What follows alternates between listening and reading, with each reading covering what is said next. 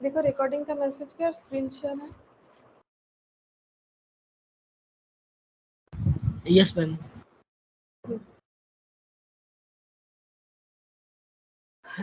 देखो हम लोग यहाँ पर प्रॉफिट और लॉस प्रायर टू इनकॉर्पोरेशन कर रहे थे, जिसमें हम लोगों ने इलस्ट्रेशन 2 का सिर्फ सेल्स रेशियो और ये बताया था, और ये मैंने होमवर्क दिया था करने के लिए, ठीक है। इलस्ट्रेशन 2, तो 2 और 3 दो होमवर्क दिया था। तो ठीक है, हम लोग एक बार होमवर्क कर लेते फटाफट, ज़्यादा टाइम तो लगेगा नहीं क्योंकि उसमें हम लोग का रेशियोज तो कैलकुलेट किया हुआ है इलस्ट्रेशन 2 का, ठीक है। जो टाइम लगेगा वो 3 इलस्ट्रेशन 3 में लग सकता है। तो इलस्ट्रेशन 2 देखो क्या बोला था यहाँ पर, हम लोग प्री एंड पोस्ट इनकॉर्पोरेशन पढ़ रहे थे। ये कंसेप्ट ये था कि अगर कोई बिजनेस अपना फॉर्मेशन जो है वो चेंज होता है, क्योंकि अगर वो अपने आप को मतलब या तो वो पार्टनरशिप था पहले, फिर दूसरा कुछ और फॉर्मेशन बन रहा है।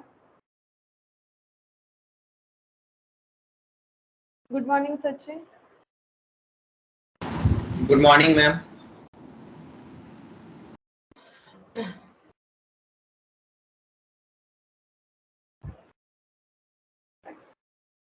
देखो तो जो कंसेप्ट था उसमें क्या था, हम जस्ट एक बार गो थ्रू करवा देते हैं, ठीक है, ताकि प्रॉब्लम ना हो। कंसेप्ट ये था कि अगर कोई भी एक बिजनेस पहले या तो वो सोल प्रोप्राइटर था, या तो पार्टनरशिप था, या तो पहले कोई कंपनी था, अभी दूसरा कोई फॉर्मेशन ले रहा है, जैसे कोई सोल प्रोप्राइटर वो अपना बिजनेस किसी और को बेच रहा है जो कंपनी बना रहा है, या फिर वो खुद ही अपने बिजनेस को कंपनी फॉर्मेशन दे रहा है। पार्टनरशिप बिजनेस था, फिर वो कंपनी में ट्रांसफर हो रहा है, या फिर जो है वो किसी और को बेच दे रहा है अपना पार्टनरशिप बिजनेस, जो खुद कंपनी बना लेगा उसको, या फिर पहले कंपनी था अभी वही कंपनी दूसरा कंपनी बन रही है या परचेज किया जा रहा है। तो ये जब कंसेप्ट आता है टेक ओवर का, ठीक है, टेक ओवर ए रनिंग बिजनेस, तो हम लोग क्या करेंगे, मतलब क्या क्या अकाउंटिंग ट्रीटमेंट होता है, क्यों अकाउंटिंग ट्रीटमेंट का नीड हो रहा था। बिकॉज देखो कि अगर कोई बिजनेस, जैसे मैंने यहाँ पर एग्जांपल लिया था कि एक बिजनेस ऐसे चल रहा था, उसका फाइनेंशियल ईयर था अप्रैल टू मार्च, ठीक है। अब उसका फाइनेंशियल ईयर ऐसे कंटिन्यू हो रहा था और अचानक से यहाँ पर उसने अपना बिजनेस का फॉर्मेशन ही बदल दिया, चाहे वो किसी को सेल किया हो, जैसे मैंने एग्जांपल लिया था सोल प्रोप्राइटर से कंपनी, चाहे वो किसी को सेल कर दिया है जिसने कंपनी बनाई, या फिर उसने खुद ही अपने बिजनेस को कंपनी में ट्रांसफर कर लिया। अब हमें करना क्या होता है, यहाँ पर हमें ये देखना होता है कि पूरे साल भर का जो अर्निंग हुआ है, जो प्रॉफिट हुआ है उसको, या फिर जो भी इनकम है, एक्सपेंस है, ठीक है, उसको हम लोग कैसे अपोर्शन करेंगे। क्योंकि यहाँ तक कोई और फॉर्मेशन था, मान लो यहाँ तक सोल प्रोप्राइटर था, यहाँ से उसने कंपनी बना लिया या फिर किसी को बेच दिया जिसने कंपनी बना लिया, तो पूरे साल का इनकम, एक्सपेंसेस, ये सबको कैसे हम लोग डिस्ट्रीब्यूट करेंगे, उसके लिए हम लोग रेशियोज यूज करते हैं। Time ratio, sales ratio mainly, और एक कॉम्बिनेशन भी हो सकता है, अभी तक कॉम्बिनेशन हमारा आया नहीं किसी क्वेश्चन में। टाइम रेशियो का मतलब होता है जो भी फिक्स्ड एक्सपेंसेस है उसे टाइम रेशियो में डिस्ट्रीब्यूट करना है, क्योंकि टाइम जो है, टाइम का मतलब है कितने दिन वो पहले फॉर्मेशन में था, मतलब जो पहले का फॉर्मेशन था, और कितने दिन वो कंपनी फॉर्मेशन में आया, मतलब कितने दिन वो ये वाले फॉर्मेशन में था और कितने दिन ये कंपनी, ठीक है। तो एक को बोला जाता है प्री, दूसरे को बोला जाता है पोस्ट। तो प्री इनकॉर्पोरेशन, पोस्ट इनकॉर्पोरेशन, ठीक है, उस बेसिस पे टाइम रेशियो निकालेंगे, सेल्स रेशियो क्वेश्चन में जो डेटा रहेगा उससे कैलकुलेट हो जाएगा, ठीक है। फिर हम लोग जितने भी फिक्स्ड एक्सपेंसेस है उसे टाइम रेशियो में, जितने भी वेरिएबल है उसे सेल्स रेशियो में, ठीक है। कंसेप्ट थोड़ा सा देखो, जिन लोगों का फर्स्ट क्लास जिन्होंने नहीं किया है फॉर सम रीजन जो भी हो, हम क्लास शेयर कर देंगे एक बार मुझे बोलने से, ठीक है। फिर भी मैंने एक बार बता दिया ताकि तुम लोग भी रिलेट कर पाओ कि हम लोग क्या कर रहे हैं, बाकी क्वेश्चन से और भी रिलेट कर पाओगे। ये देखो यहाँ पर इलस्ट्रेशन 2 में दिया हुआ था, lotus limited was incorporated on 1 जुलाई 2001, ठीक है। इसका मैंने ना सॉल्व करवाया था रेशियोस, ये देखो ये वाला 1 जुलाई 2001 यहाँ पर दिखाते हुए करते हैं। देखो 1 जुलाई 2001 जो है लोटस लिमिटेड इनकॉर्पोरेट हुआ था, यहाँ पर अच्छा वो ना यहाँ पर आ गया था बाई चांस गलती से मेरा, ये देखो यहाँ पर, फिर मैंने देखा नहीं था, यहाँ वर्किंग नोट था, ये पेज में मैंने कर दिया। तो ये देखो लोटस लिमिटेड वाज इनकॉर्पोरेटेड, मतलब लोटस लिमिटेड है, पता चल रहा है एक कंपनी है, ये इनकॉर्पोरेट होना यानी कंपनी का एस्टैब्लिश्ड होना, कंपनी 1 जुलाई 2001 को एस्टैब्लिश्ड हुई है। ये देखो मैंने 1 जुलाई 2001 को लोटस लिमिटेड का इनकॉर्पोरेशन यहाँ दिखा रखा है, तुम लोग देख सकते हो, देखो यहाँ पर लोटस लिमिटेड 1 जुलाई 2001 को इनकॉर्पोरेट हुई है, ठीक है, ये देखो ये देखो मैंने यहाँ पर डेट दे दिया। अच्छा, पहले ये क्या थी, टू, अब ये इनकॉर्पोरेट हुई है कैसे, to acquire a running business, इसने एक रनिंग बिजनेस खरीद लिया, एक्वर मतलब ले लिया है, ठीक है, ऑफ फील गुड्स।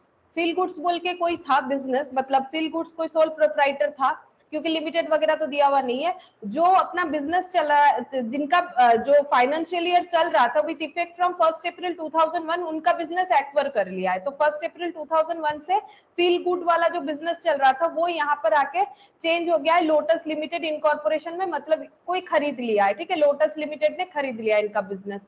अब यहाँ पर बोला है कि during the year 2001 to the total sales were 48 lakh, यहाँ से लेके यहाँ तक है ना, पूरा सेल्स था 48 लाख, ठीक है।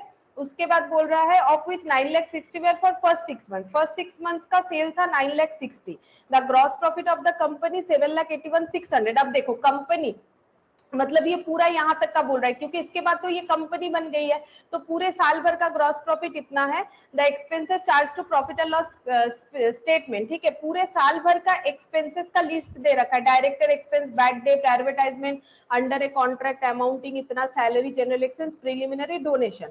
अच्छा, प्रिपेयर करने बोला है statement showing pre and post incorporation profit. तो प्री पोस्ट कैसे निकालते हैं, तो ये कितने टाइम फील गुड्स ही था, ठीक है, फील गुड्स था अप्रैल से लेके जुलाई का 1 तारीख तक, तो अप्रैल पूरा, मई, जून, ठीक है, 3 मंथ्स, तो प्री पीरियड 3 मंथ्स हो जाएगा। ये देखो मैंने यहाँ पर कर रखा है प्री पीरियड 3 मंथ्स, और ये बाकी बचा हुआ कितना होता है, जुलाई, अगस्त, सितंबर, अक्टूबर, नवंबर, दिसंबर, जैन, फेब, मार्च, 9 मंथ्स, ठीक है।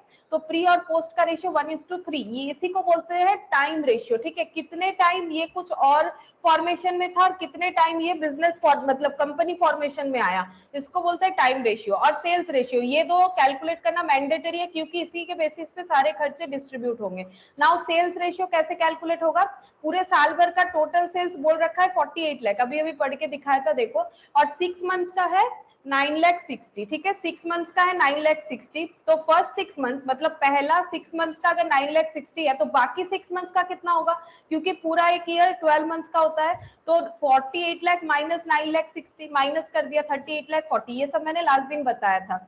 तो प्री और पोस्ट में हमें डिवाइड करना पड़ेगा सेल्स रेशियो भी, हम लोग 6 मंथ्स में नहीं कर सकते, हमें सारे रेशियो प्री और पोस्ट में कैलकुलेट करना पड़ेगा, क्योंकि प्री पीरियड में कोई और था, पोस्ट पीरियड में कोई और बन चुका है, मतलब पहले ये क्या था, पहले ये था,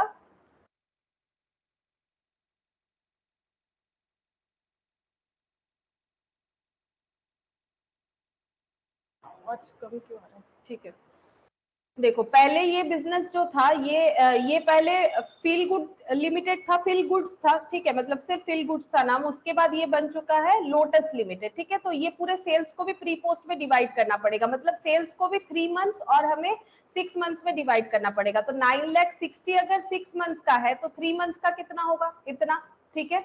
और बाकी यहाँ पर देखो अप्रैल, मई, जून, ये तीन मंथ का 4 लाख 80 हो जाएगा, और यहाँ पर बाकी बच्चा जो 9 मंथ्स है उसमें से 3 मंथ्स का 9 लाख 60 डिवाइडेड बाई 6 इंटू 3 होगा, क्योंकि रिमेनिंग 6 मंथ्स भी इतना ही होगा ना, क्योंकि पूरा अगर 9 लाख 60 है 6 मंथ्स का और इवन है हर साल, तो 4 लाख 80 इधर 3 मंथ्स इधर 3 मंथ्स, टोटल 6, लेकिन ये हमें प्री पोस्ट में डिवाइड करना पड़ेगा, प्लस यहाँ पर बाकी जो 9 मंथ्स का हो रहा है, तो बाकी 9 मंथ्स का कितना होगा, ये 6 मंथ्स का, ठीक है, यहाँ पर 6 और 3 ऐड करने पे 9 हो गया, ठीक है, ये हो गया हम लोगों का सेल्स रेशियो इस तरह से। अभी ये वाला क्वेश्चन कर लेते हैं इलास्ट्रेशन 3 से, और भी क्लियरली समझ में आएगा, क्योंकि हम करके दिखाएंगे, ठीक है। यहाँ पर तो क्या हुआ था तो मैंने बता दिया, क्योंकि लास्ट दिन मैंने ये बोल दिया था।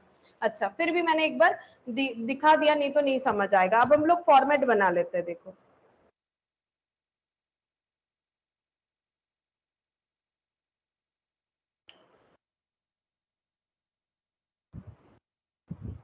स्टेटमेंट इस तरह से लिखना पड़ेगा, एक सेकेंड,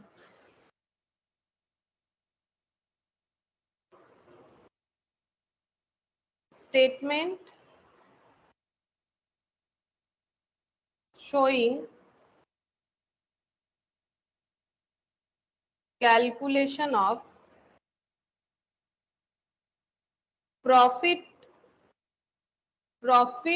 and loss, या फिर profit for the pre and post incorporation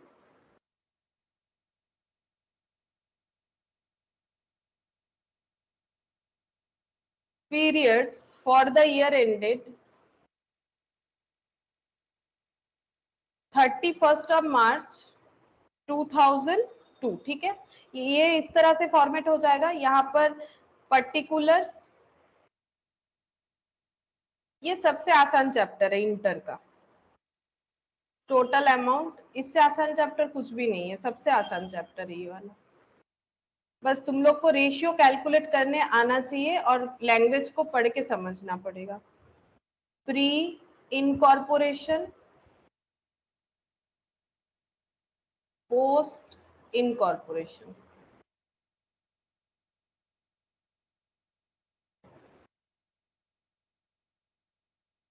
ठीक है। तुम लोग इसको पूरा पूरा ऐसे करके लाइन ड्रॉ करके कर सकते हो, ठीक है, ताकि वो उसका प्रेजेंटेशन अच्छा लगे। ऐसे मैंने इसीलिए किया क्योंकि मेरे यहाँ पर लाइन डालने से मतलब मेरे से उतना अच्छा नहीं होगा, ठीक है, ये देखने में खराब लगेगा, इसलिए मैंने इस तरह से कर दिया। तुम लोग पूरा बॉक्स मतलब इसको पूरा लाइन टान के ऐसे ऐसे करके कॉलम बना के करना है, ठीक है।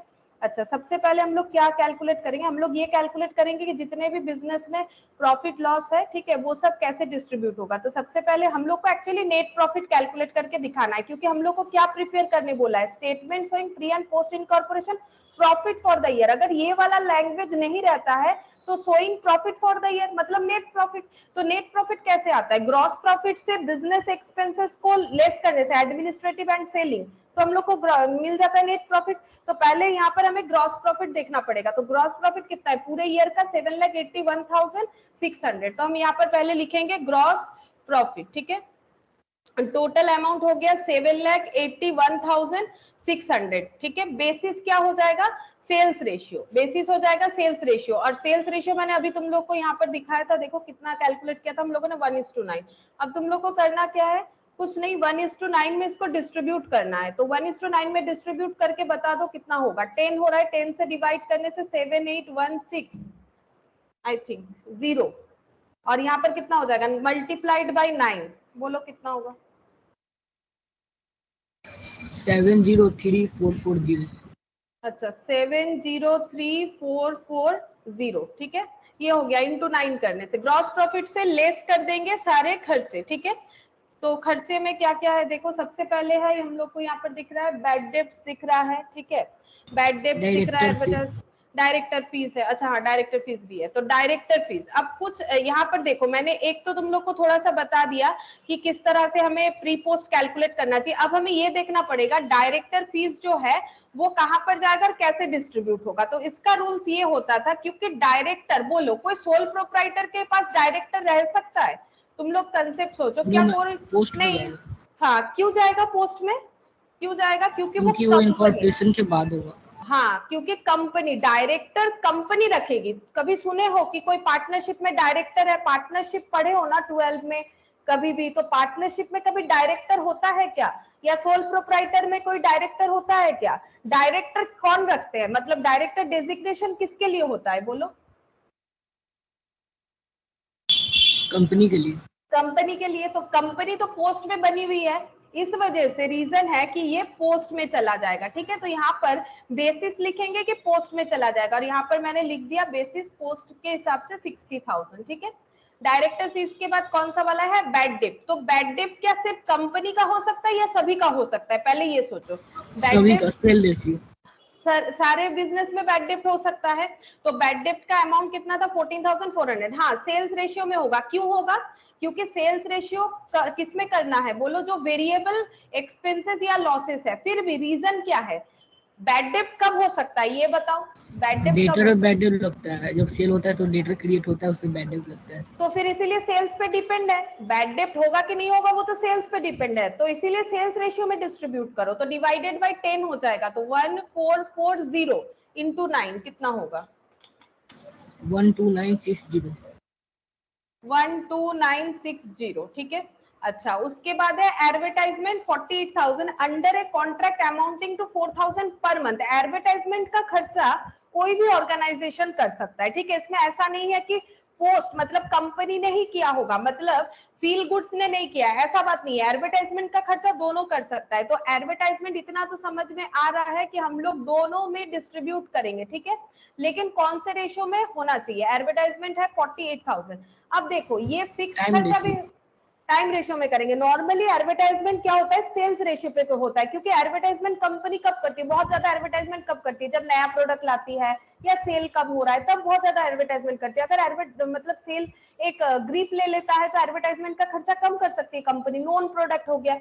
लेकिन यहाँ पर बोल दिया है कि पर मंथ इतना करके होगा, तो क्या ये फिक्स नहीं हुआ? चाहे सेल कुछ भी हो, सेल से तो ये इम्पैक्टफुल नहीं होगा, क्योंकि बता ही दिया है कि पर मंथ 4,000 करके एडवर्टाइजमेंट का खर्चा होगा। इसी वजह से इसे हम लोग टाइम रेशियो में देंगे। तो प्री का टाइम कितना था? 3। पोस्ट का टाइम कितना था? 9, मतलब 1:3 था बेसिकली, इसको है ना 1:3 कर लेते हैं। तो कितना हो जाएगा? 4, 12,000, 12,000,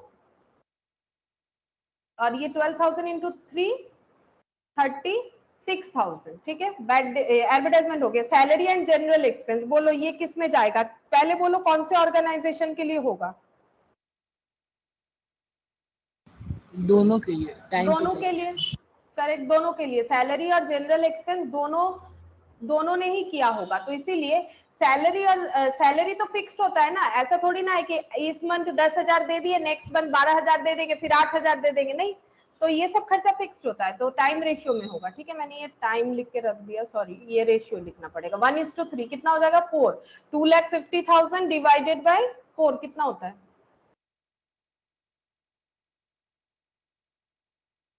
64,000। और ये वाला 64 इंटू 3, 192,000। अच्छा,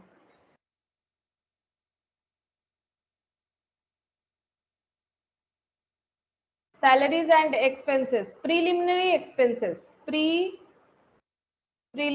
एक्सपेंसेस। अब ये क्या चीज है? प्रीलिमिनरी एक्सपेंसेस, जैसे डायरेक्टर, ये कंपनी ही बनाती है, ठीक है। मतलब डायरेक्टर जो है ये कंपनी ऑर्गेनाइजेशन के लिए ही होता है, बाकी ऑर्गेनाइजेशन में डायरेक्टर का कोई जगह नहीं होता है। उसी तरह से प्रीलिमिनरी एक्सपेंस अकाउंट्स में कंपनी कर सकती है, मतलब कंपनी का प्रीलिमिनरी एक्सपेंसेस हो सकता है। बाकी इसका मतलब होता है कि कंपनी को एस्टैब्लिश करने के पहले जो भी खर्चा होता है उसको बोला जाता है प्रीलिमिनरी एक्सपेंस। इसीलिए ये जो एक्सपेंसेस है ये मतलब कंपनी के लिए एप्लीकेबल होता है। दैट्स वाई ये कहां पर जाएगा? सिर्फ पोस्ट में जाएगा, क्योंकि कंपनी तो पोस्ट पीरियड के लिए बनी हुई थी, मतलब पोस्ट पीरियड में बनी थी, तो ये पोस्ट पीरियड में चला जाएगा, ठीक है। अच्छा, नेक्स्ट है देखो, donation to political party given by the company. ये तो बोल ही रहे कंपनी ने दिया है, तो कहां पर जाएगा?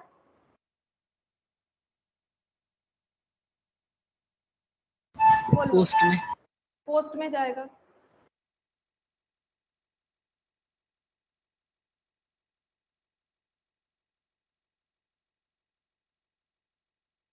ये डोनेशन दोनों ऑर्गेनाइजेशन ही दे सकते हैं, ऐसा नहीं कि सोल प्रोप्राइटर नहीं दे सकता है, लेकिन बोल दिया है कंपनी देगा तो कंपनी ही देगा। यहाँ पर लिखते हैं नेट प्रॉफिट, क्योंकि ग्रॉस प्रॉफिट से लेस करोगे तो नेट प्रॉफिट ही मिलेगा ना, जीपी से लेस करोगे तो नेट प्रॉफिट ही मिलेगा। बताओ कितना होगा? बता दो, किया हुआ 720।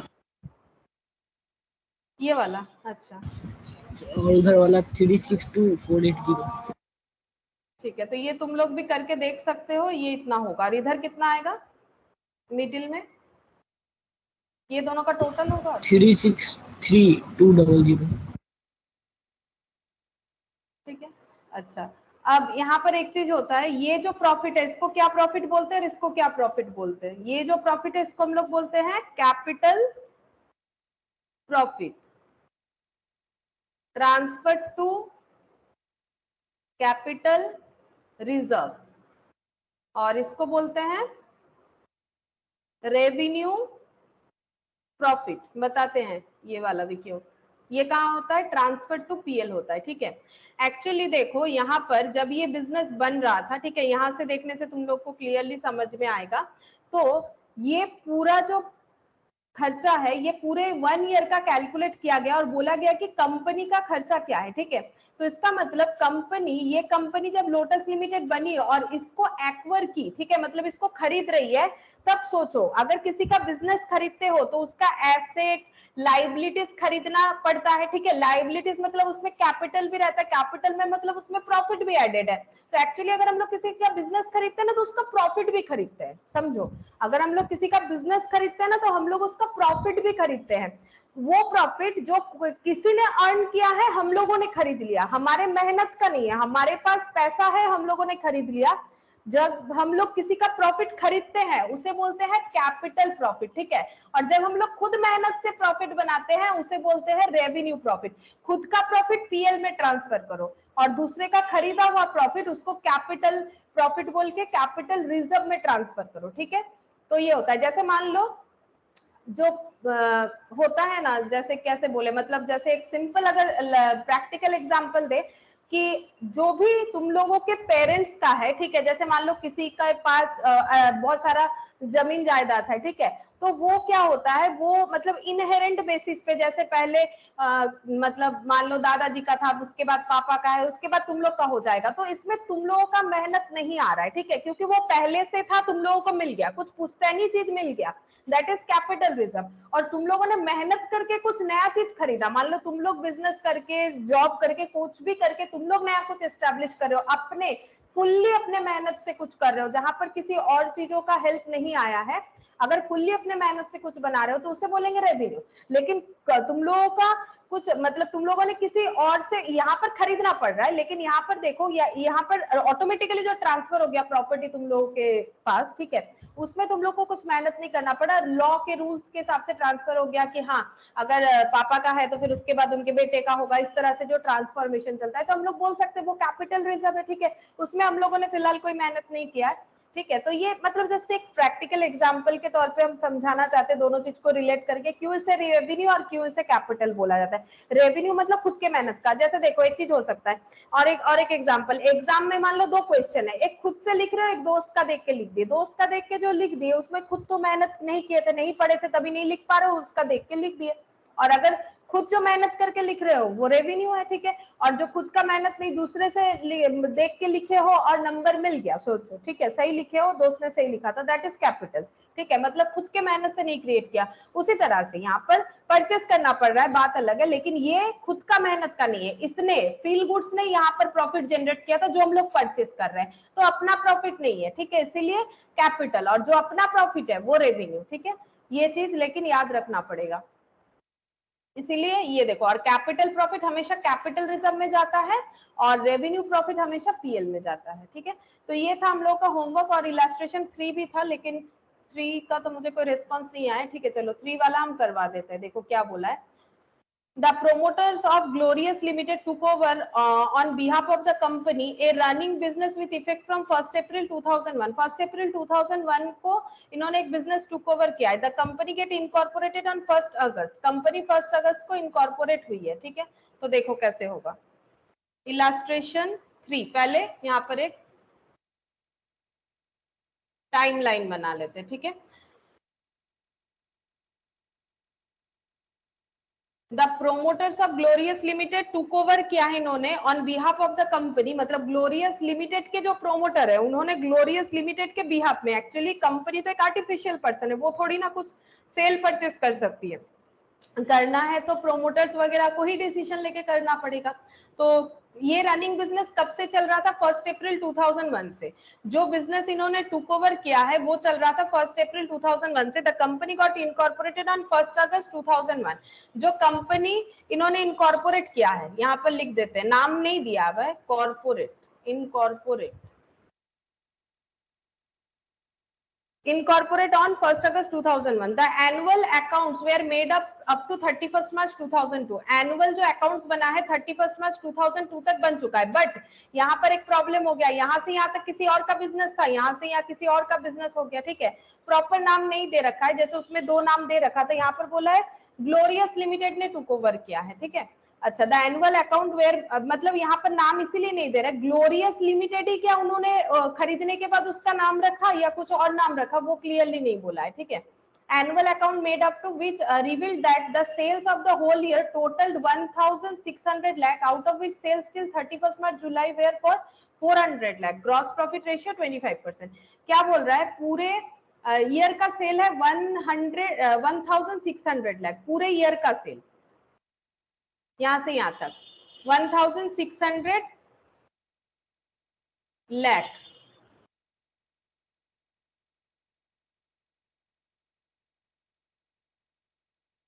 अच्छा, out of which sales till 31 July were 400 lakh, 31 जुलाई तक।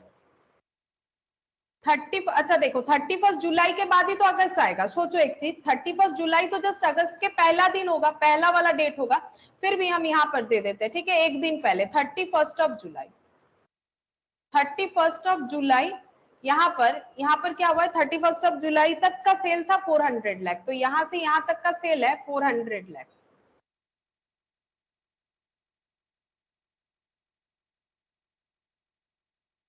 अच्छा, इसके बाद क्या बोल रहा है, जीपी रेशियो है 25%, क्वेश्चन में बोला है जीपी है 25%। अच्छा, सैलरी दे रखा है, रेंट, रेट्स, टैक्सेस, ये पूरे साल भर का खर्चा दे रखा है, फ्रॉम 1 अप्रैल 2001 से लेके 31 मार्च 2002 तक का salary, rent, rates, insurance, sundry office expenses, travelers commission, discount allowed, bad debt, directors fees, tax audit, depreciation on machine, debenture interest. Prepare a statement showing the calculation of profit for the pre incorporation and post incorporation.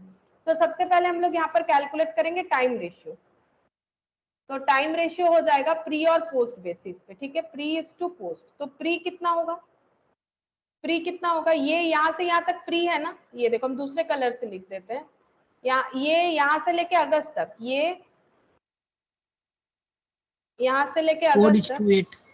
अच्छा, ओ ये किया था ना तुमने, हाँ 4:8, ये दिया था तुमने, मुझे दिखाया था, 4:8 हो गया, क्योंकि देखो अप्रैल मई जून जुलाई, जुलाई तक था, अगस्त मतलब जुलाई मतलब ये नहीं बोलना चाह रही, ये वाले डेट के हिसाब से भी देखो ये 1 अगस्त है, तो इसके पहले 31 जुलाई तक 4 मंथ्स, और यहाँ पर पोस्ट में बाकी बचा 8 मंथ्स, ठीक है, तो 4:8, 4:8 का मतलब सिंप्लीफाइड कर दो 1:2 हो गया। नाउ हम लोग कैलकुलेट करेंगे सेल्स रेशियो, सेल्स रेशियो भी कैलकुलेट करना है प्री और पोस्ट में ही, ठीक है, अमाउंट जैसा भी दिया हुआ हो प्री पोस्ट में, तो प्री का देखो यहाँ पर बच गए, देखो बाकी ज्यादा कैलकुलेशन नहीं करना पड़ेगा, प्री का दे ही दिया ऑटोमेटिकली, वो 31 जुलाई तक का ही दे रखा है इन्होंने, कितना 400 लाख, तो कितना हो जाएगा यहाँ पर 400 लाख, पहले वाले क्वेश्चन में ऐसा नहीं था ना, तो बाकी कितना होगा, हाँ बाकी कितना होगा, पूरा 1600 है, ड्रॉ देखने से पता चलता है, पूरा 1600 है, उसमें यहाँ से यहाँ तक 400 है, तो बाकी बचा 1200 लाख, तो यहाँ पर हो गया 1200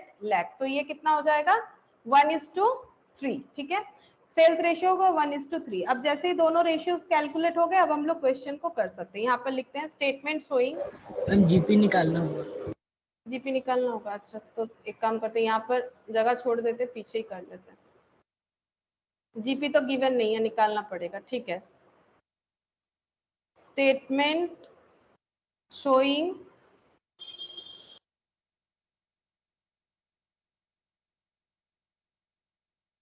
the calculation of profits for the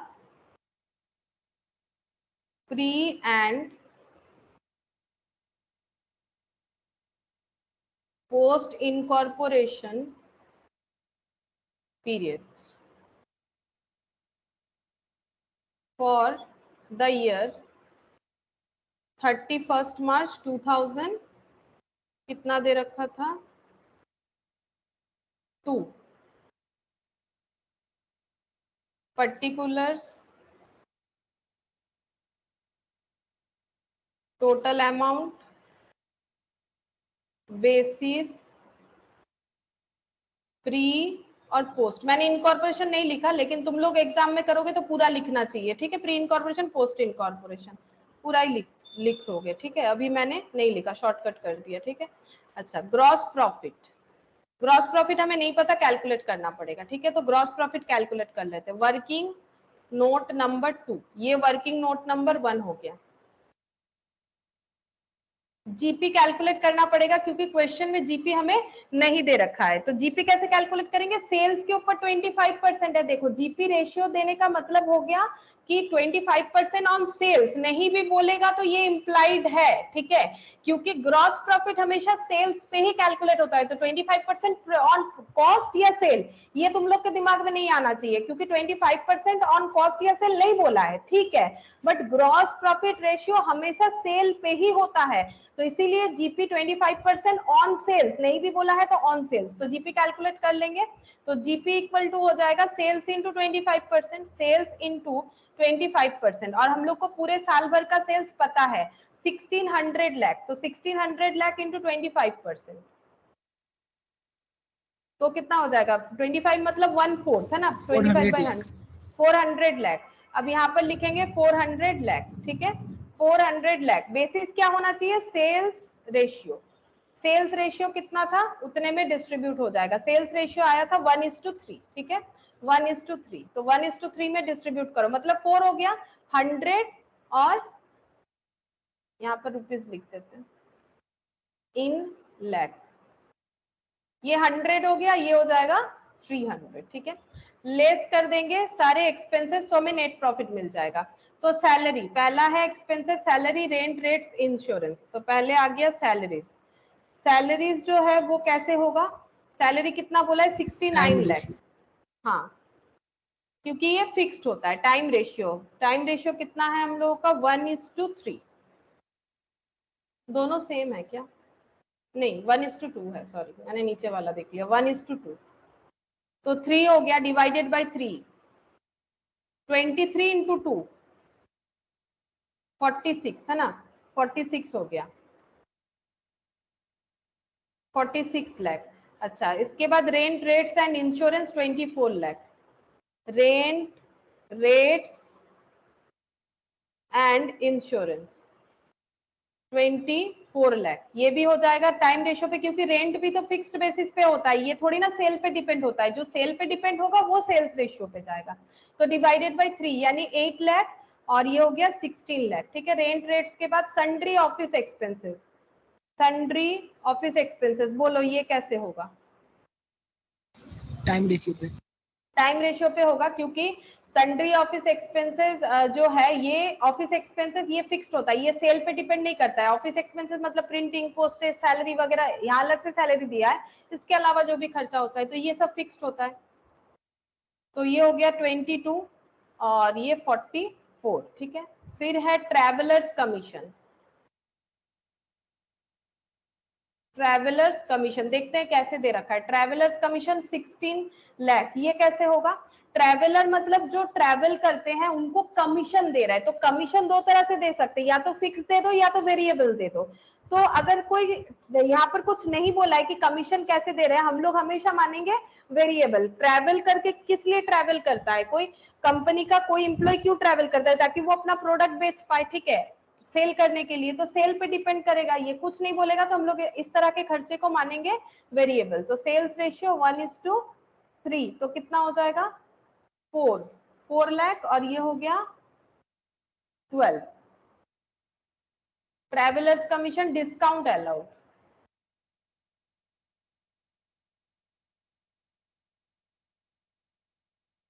discount allowed कितना है 12 लाख। तो डिस्काउंट तो सेल पे ही होता है, हम लोग कस्टमर को डिस्काउंट देते हैं तो सेल्स पे ही होगा, डिवाइडेड बाय 4, 3 और 9, ठीक है। डिस्काउंट अलाउड, उसके बाद डायरेक्टर फीस, ये तो अभी अभी समझाया था, हमेशा पोस्ट पे जाएगा 25 लाख पोस्ट। अच्छा, डायरेक्टर फीस के बाद टैक्स ऑडिट फी, ये क्या होगा, टैक्स ऑडिट फी, ये भी मैंने बताया था, ठीक है। टैक्स ऑडिट फी और एक ऑडिट फी दो तरह का होता है। टैक्स ऑडिट जो होता है वो इनकम टैक्स एक्ट के हिसाब से करवाना पड़ता है, ठीक है, मतलब रिटर्न फाइल दो तरह से कर सकता है कोई, एक होता है ऑडिट करके रिटर्न करवाना, एक होता है बिना ऑडिट का, बट ऑडिट करवा के जो रिटर्न फाइल करते हैं वो ज्यादा वैलिड होता है, ठीक है। तो इसका मतलब मान लो लोन वोन लेने जाओगे तो टैक्स, जिनका रिटर्न फाइल तो हुआ है बट उन्होंने ऑडिट नहीं करवाया, एक्चुअली ऑडिट करवाने से ज्यादा खर्चा होता है, ऑडिट नहीं करवाने से कम खर्चा होता है, लेकिन रिटर्न फाइल वो भी होता है, लेकिन ऑडिट करवाने से वो ज्यादा ऑथेंटिक माना जाता है, इस वजह से उस डॉक्यूमेंट को यूज करके हम लोग बाकी काम कर सकते हैं इजीली, ठीक है। लोन वगैरह, लेकिन बाकी अगर ऑडिटेड रिटर्न फाइल नहीं कर रहे हो तो नहीं होता है। तो टैक्स ऑडिट मतलब वही होता है कि अपने रिटर्न फाइल को ऑडिट करवाना। तो टैक्स ऑडिट फी जो है 9 लाख दे रखा है। अब नॉर्मली मैंने ऑडिट फी के बारे में तुम लोग को बोला था कि ये दो तरह से हो सकता है। अगर कंपनी सिर्फ करवा रही है ऐसे बोला है तो पोस्ट में जाएगा, ठीक है। अगर कुछ नहीं बोला है तो दोनों करवा सकते हैं, कैसे भी ऑर्गेनाइजेशन हो, प्री पोस्ट दोनों में हो सकता है। और ये टैक्स ऑडिट होता है, जो प्री पोस्ट दोनों में होगा वो टैक्स ऑडिट होता है, ठीक है। तो प्री पोस्ट जो दोनों में होगा वो टैक्स ऑडिट होता है। यहाँ पर ये देखो, ये एक्चुअली तुम लोग यहाँ पर देखोगे तो तुम लोग को मिल जाएगा। हम दिखा देते हैं कौन से पॉइंट में ये वाला चीज लिखा हुआ था, एक बार दिखा देते हैं। ये देखो,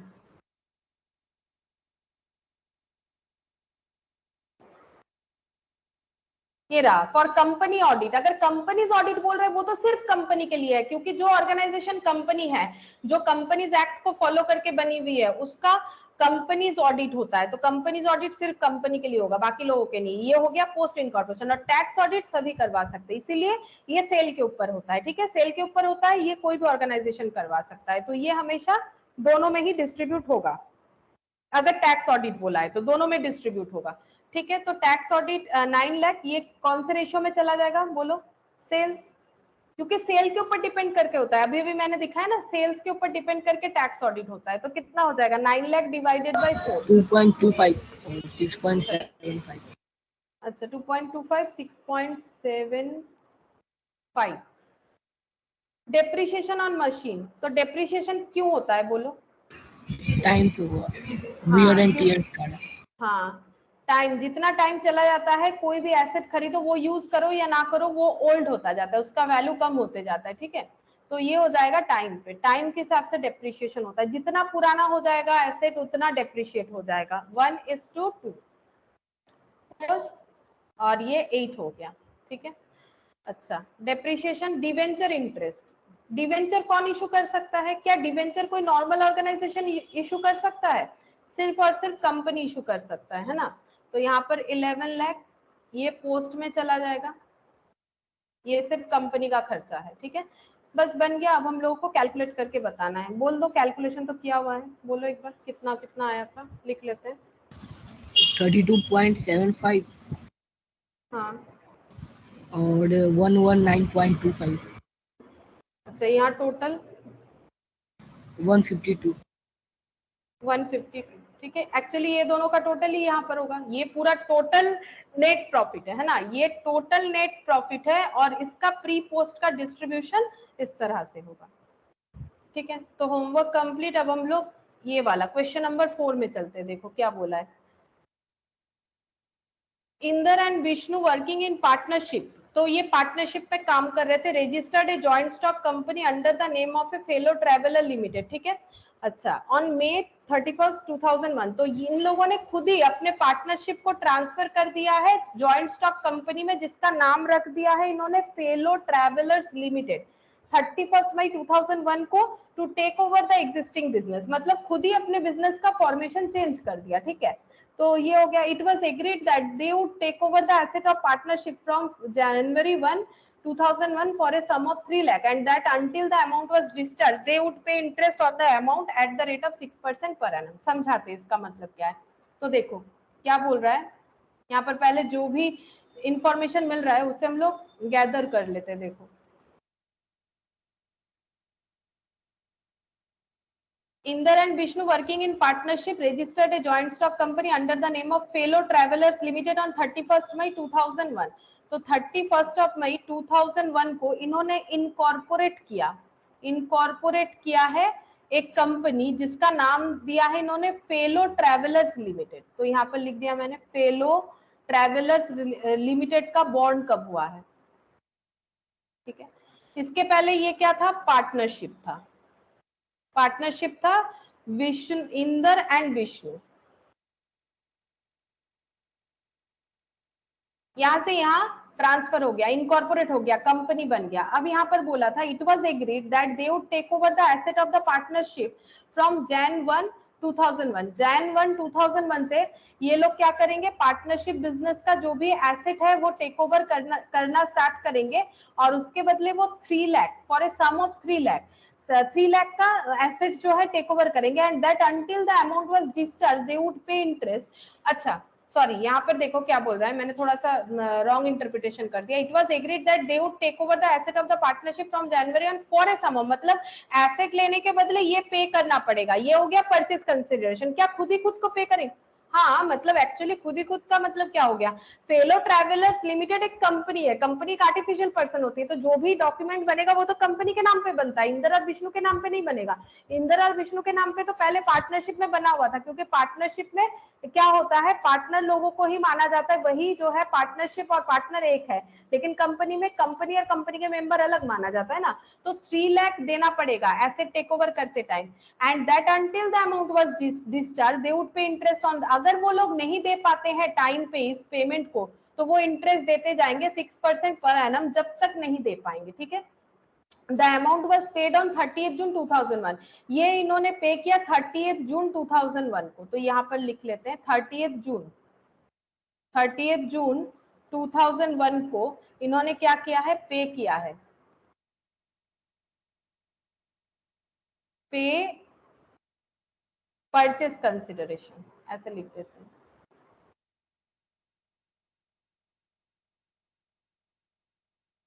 तो इसका मतलब इंटरेस्ट देना पड़ेगा, ठीक है, पे तो पहले करने का बात था।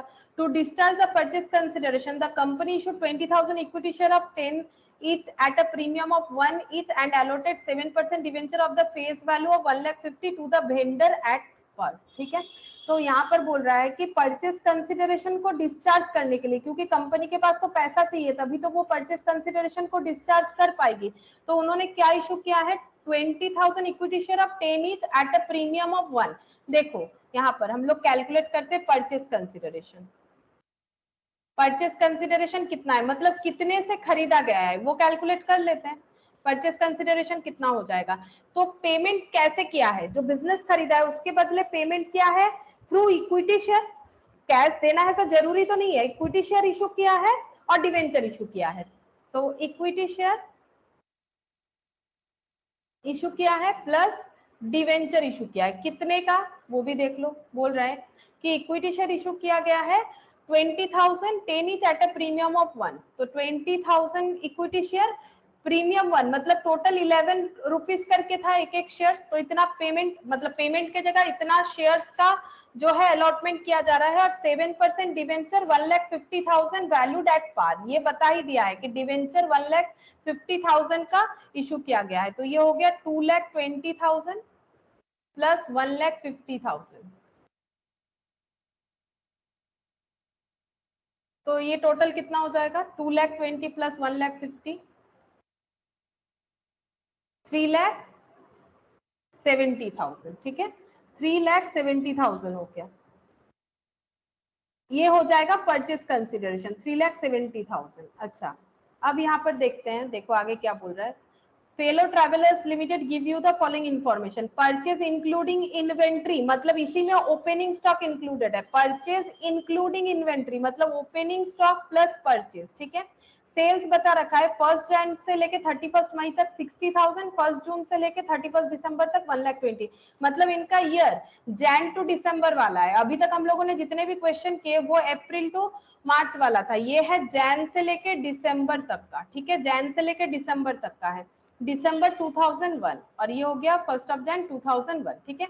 अब यहाँ पर सेल्स बोला था 1 जन से लेके 31 मई 60,000, 31 मई यहाँ तक सेल है 60,000,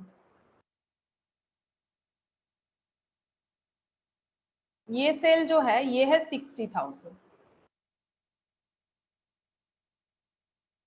अच्छा बाकी यहाँ पर 1,20,000 जून से लेके दिसंबर, ये जून से लेके ये मई, तो जून 1 तारीख से स्टार्ट होगा, जून से लेके दिसंबर, मतलब प्री पोस्ट बेसिस पे ही सेल्स दे दिया है। अच्छा है हमें और अलग से कैलकुलेट नहीं करना पड़ेगा। 1,20,000 तो सेल्स रेशियो ये दोनों अमाउंट से ही निकल जाएगा, क्योंकि यहां से यहां तक तो प्री है और यहां से यहां तक पोस्ट है, ठीक है। अब प्री का टाइम बोलो और पोस्ट का टाइम बोलो, सेल्स तो इन्होंने क्वेश्चन में इजी कर दिया है, दे दिया है हमें, और प्री पोस्ट में डिवाइड नहीं करना पड़ेगा, प्री और पोस्ट के बेसिस पे ही सेल दे दिया है, बस रेशियो निकालना पड़ेगा। प्री पोस्ट का टाइम बता दो, पार्टनरशिप कब तक था, जैन से लेके 31 मई, कितना होता है बोलो, कितना होता है? 5 मंथ। 5 मंथ्स, ठीक है। जैन, फेब, मार्च, अप्रैल, मई, और यहाँ पर बाकी बचेगा कितना? 7 मंथ। 7 मंथ्स, ठीक है। तो टाइम रेशियो हो जाएगा 5:7, यहाँ पर लिख लेते हैं time ratio pre post basis पे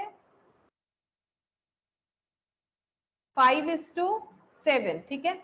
और यहाँ पर हो जाएगा सेल्स रेशियो, सेल्स रेशियो कितना होगा बोलो, प्री पोस्ट बेसिस पे सेल दे दिया है, मतलब हमें ज्यादा मेहनत नहीं करना पड़ेगा, नहीं तो हमें कैलकुलेट करना पड़ता है कि प्री का कितना, पोस्ट का कितना। 60 और 1,20,000 कितना हो जाएगा बोलो? 1:2। हाँ 1:2 हो जाएगा,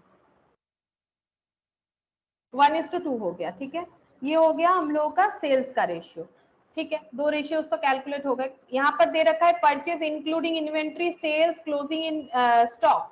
क्लोजिंग इन्वेंट्री मतलब क्लोजिंग स्टॉक। एक्सपेंसेस में freight, carriage, salary, wages, debenture, depreciation, interest on purchase consideration up to 30 June 2001, sales commission, directors fees, preliminary expenses, provision for taxation entirely related to the company बता ही दिया है। Prepare statement appropriating the expenses and calculate profit and loss for the post and pre-incorporation period and also show how these figures would appear in the balance sheet of the company. तो यहाँ पर हमें balance sheet भी prepare करना पड़ेगा। तो अभी हम लोग को क्या प्रिपेयर करना है, सबसे पहले हम लोग फेलो ट्रैवलर्स लिमिटेड जो नया कंपनी बना है इसका हमें पीएल बनाना पड़ेगा। तो ये पीएल में दिखाएगी कि इसने खुद मेहनत करके क्या क्या इनकम क्या और एक्सपेंस पे किया, और इसके पहले जब ये एक पार्टनरशिप था तब क्या और इनकम एक्सपेंसेस था जो इन्होंने खरीदा है, ठीक है। तो इसी का कैलकुलेशन दिखाना है। तो यहाँ पर लिखते हैं फेयरवेल, नहीं क्या है, fellow, fellow travellers limited statement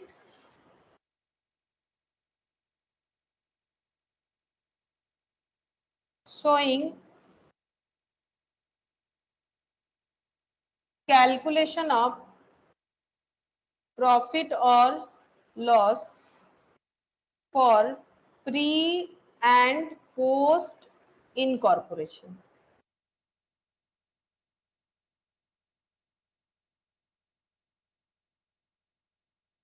For the year ended 31st of December 2002 था शायद, देख लेते, 2001 था, ठीक है, तो 1 लिखते थे, 2001। पर्टिकुलर्स, रेशियो, पर्टिकुलर्स, उसके बाद क्या लिखते हैं, नॉर्मली हम वही लिखेंगे, total amount basis pre post,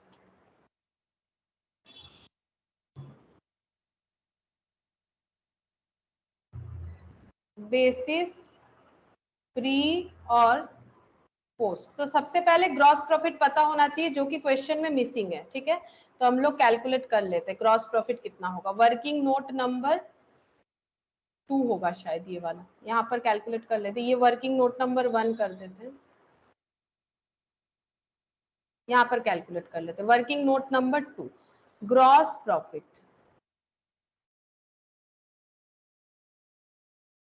gross profit कितना होगा, कैसे कैलकुलेट होता है, ट्रेडिंग याद करो, ओपनिंग स्टॉक लिखते हो प्लस परचेज लिखते हो। अगर कोई डायरेक्ट एक्सपेंस होता है जैसे कि मान लो वेजेस हो गया, कैरेज इनवर्ट, फ्रेट इनवर्ट, ये सब लिखते हो, ठीक है। फिर जो डेबिट सॉरी क्रेडिट साइड होता है वहां पर क्या लिखा हुआ रहता है, सेल्स लिखा हुआ रहता है, क्लोजिंग स्टॉक लिखा हुआ रहता है, ठीक है। तो कैसे कैलकुलेट करोगे ग्रॉस प्रॉफिट, कैसे होता है, यहाँ पर ऐसे ये ओपनिंग स्टॉक, ये by sales by closing stock, तो बेसिकली इधर ज्यादा आता है तभी जीपी होगा ना। तो हम लोग को अगर ऐसे मैंने जीपी लिख दिया तो हम लोग इस तरह से कर सकते हैं, देखो क्योंकि मैंने इधर जीपी लिख दिया है, तो एक काम करते हैं, ऐसे कर लेते हैं, GP equal to sales plus closing stock minus ये वाला, है ना, तब तो जाके हमें ग्रॉस प्रॉफिट मिलेगा। जितना सेल, ये देखो ना, ये हम बताना चाह रहे हैं कैसे जीपी निकालते हैं, बाई सेल्स उसी फॉर्मेट से ही मैंने लिख दिया, ठीक है। ये बेसिकली मैंने कुछ फॉर्मूला के जैसे नहीं लिखा, ये कंसेप्ट से लिखा। To opening stock, to purchase, to direct expense, इधर टोटल करते फिर इधर टोटल करते, बैलेंस इधर आता है तभी जीपी बनता है, मतलब ये दोनों का प्लस माइनस ये करने पे जीपी आ जाएगा। वही चीज मैंने यहाँ पर कर दिया, ठीक है, वही चीज कर दिया। बाकी तुम लोग फॉर्मूले के हिसाब से भी कर सकते हो, फॉर्मूले के हिसाब से opening stock plus direct expense minus COGS, ठीक है, इस तरह से किया जा सकता है। मैंने डायरेक्टली ही कर दिया, ठीक है, तो तुम लोग को जैसा ठीक लगे कर सकते हो, मैंने ऐसे किया है। तो सेल्स और जो क्लोजिंग स्टॉक है वो कितना है, 60,000 1,20,000, क्या दोनों ही लेना पड़ेगा या फिर 60 या 120 में एक लेंगे, बोलो, क्योंकि हम लोग तो gross profit for the year calculate कर रहे हैं, तो पूरे साल का सेल कैसे कैलकुलेट करोगे, क्या सिर्फ 60 या 1,20,000 लोगे या दोनों लोगे, दोनों दोनों लेंगे ना, क्योंकि पूरे साल भर का पीएल बनाया जाता है, तो दोनों लेने पे कितना होता है 1,80,000। क्लोजिंग स्टॉक कितना होगा, दिया हुआ है देखो 25,000 प्लस, सॉरी ये प्लस नहीं है ये माइनस है, minus opening stock including purchase दे रखा है 1,40,000, डायरेक्ट एक्सपेंसेस कुछ नहीं है, डायरेक्ट एक्सपेंसेस कुछ नहीं है, जीरो है, देख लो है क्या, वो है, फ्रेट एंड कैरेज है, फ्रेट एंड कैरेज होगा ना डायरेक्ट एक्सपेंसेस में 5,000 ये वाला होगा, ठीक है, डायरेक्ट एक्सपेंस है तो लिखना पड़ेगा 5,000। बताओ कितना होता है 1,80,000 प्लस 25, देख लो कितना होता है 1,80,000 प्लस 25, ये क्या आ गया, हाँ, माइनस ये 1,45,000, 60,000, ठीक है, 60,000 क्या आ गया, ग्रॉस प्रॉफिट आ गया। चलो अब यहाँ पर लिख लेते हैं 60,000 ग्रॉस प्रॉफिट आ गया।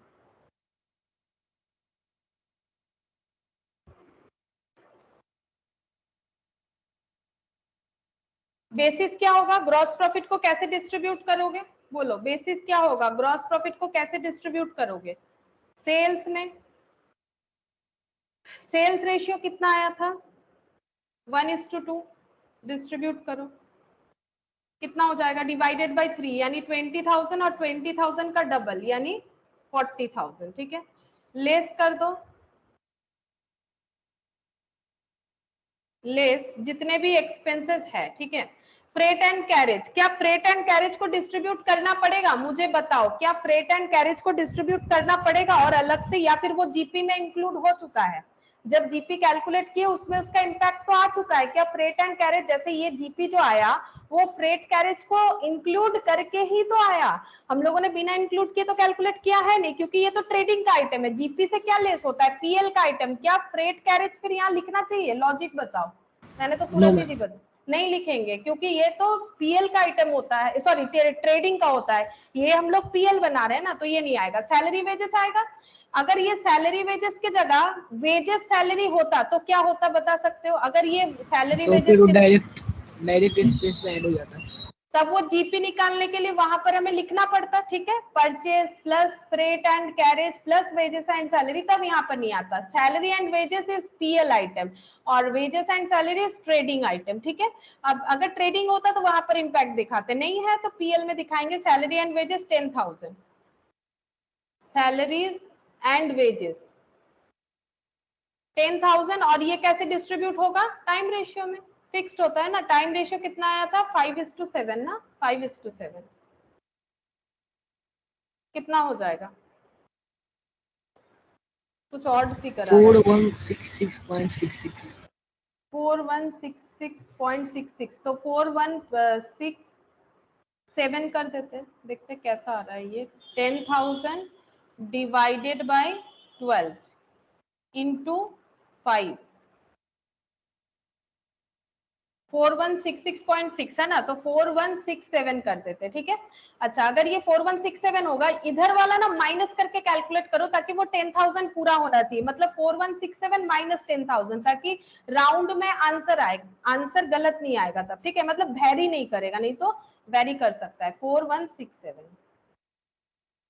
5833, ठीक है 5833, दोनों टोटल करने से आया ना 10,000, ठीक है यही चीज बोल रहे थे।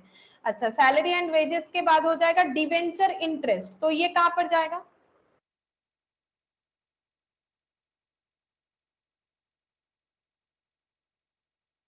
डिवेंचर इंटरेस्ट तो अभी तक हम लोगों ने कैलकुलेट नहीं किया है, दिया हुआ हाँ पोस्ट में आएगा। इंटरेस्ट कितना दे रखा है 5250, हाँ ठीक है ये कैलकुलेट करके रखा है, तो 5250 ये पोस्ट में आ जाएगा, क्योंकि कंपनी छोड़ के कोई और डिवेंचर इशू नहीं कर सकता है, वो कंपनी के ऑथोरिटी में होता है।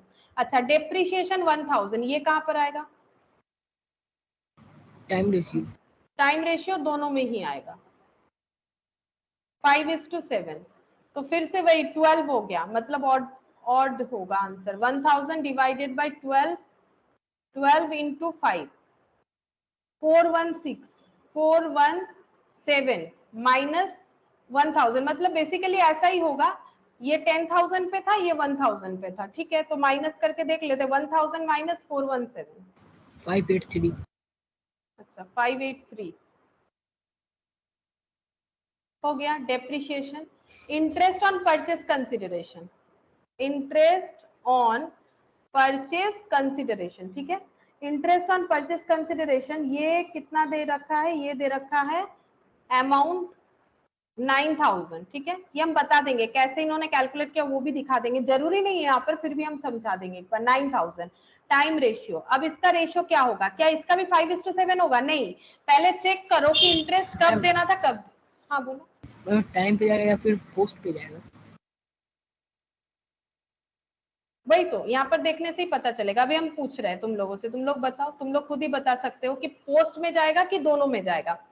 क्वेश्चन में बोला था कि इनको इंटरेस्ट कब देना था, इनको पेमेंट कब करना था, ये देखो 1 जैन से ये लोग टेक ओवर करने वाले थे बिजनेस को, और तभी इनको 3 लाख देना था, ठीक है और जब तक नहीं देंगे तब तक इंटरेस्ट देते जाना था 6% पर एनम बेसिस पे, और इन्होंने अमाउंट पे किया 30 जून को, ठीक है ये वाला लैंग्वेज हम लोगों ने पढ़ा था, एक बार फिर से मैंने बताया, मतलब पेमेंट यहाँ करना था, ठीक है लेकिन पेमेंट कब हुआ है? 30 जून को परचेस कंसिडरेशन पेमेंट हुआ है, तो कितना टाइम के बाद हुआ है, मतलब पेमेंट कब तक करना था? यहां से टेक ओवर होने स्टार्ट हुआ तो एटलीस्ट इनकॉर्पोरेशन तक पे कर देना चाहिए था, ठीक है तो इन्होंने कितना डिले किया?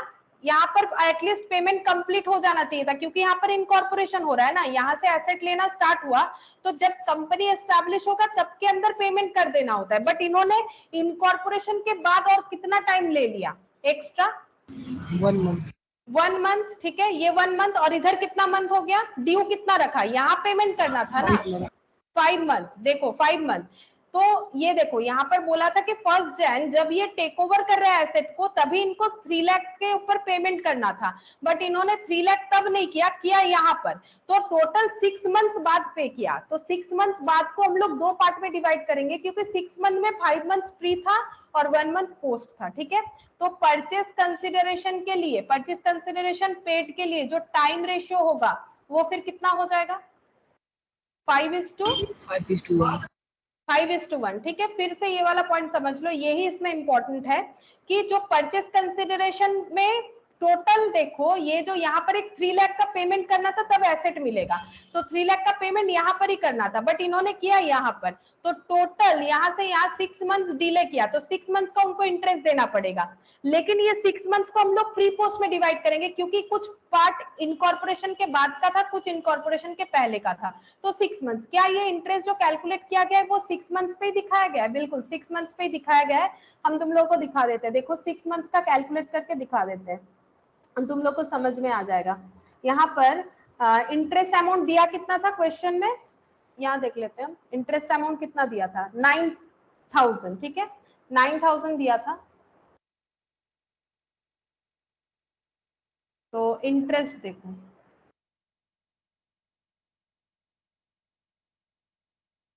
इंटरेस्ट रेट भी तो पता होना चाहिए, 6%, ठीक है 6%, और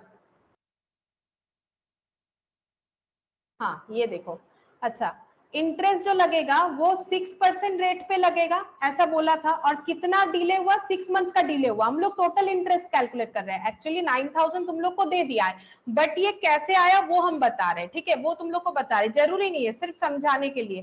तो बोलो कितना पैसा देने में उन्होंने डिले किया, अमाउंट क्या था, अमाउंट क्या था,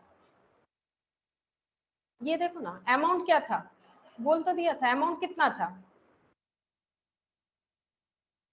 जैन 1 को कितना पेमेंट करना था, for a sum of 3 lakh, तो 3 लाख पे इंटरेस्ट कैलकुलेट करो, ये पूरा 6% रेट पे 6/12 6 मंथ्स का, बोलो कितना होता है, चेक करके देखो, 9,000 ही होना चाहिए।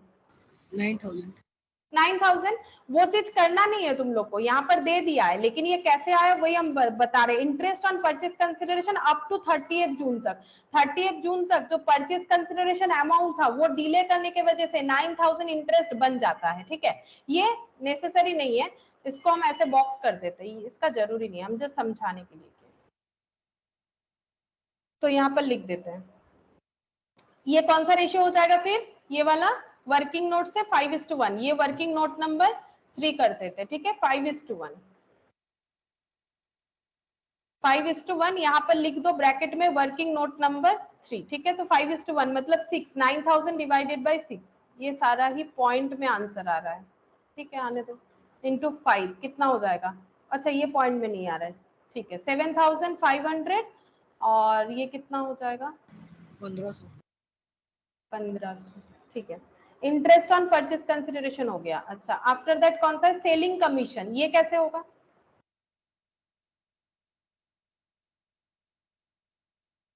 सेलिंग कमीशन ये कैसे डिस्ट्रीब्यूट होगा, अमाउंट कितना है, सेल्स रेशियो पे। सेल्स रेशियो पे सेलिंग कमीशन अमाउंट कितना है 9,000, 9,000 डिस्ट्रीब्यूट हो जाएगा सेल्स पे, तो सेल्स रेशियो कितना था 1:2, मतलब 3, तो 3,000 इंटू ये हो गया 2, 6,000, ठीक है, 3,000 और 6,000 सेलिंग कमीशन। अच्छा, डायरेक्टर फीस ये तो पोस्ट में जाएगा, ये पोस्ट में जाएगा, 600 था अमाउंट, डायरेक्टर फीस हो गया। अच्छा, प्रीलिमिनरी एक्सपेंसेस 900, ये भी पोस्ट में जाएगा, प्रीलिमिनरी एक्सपेंसेस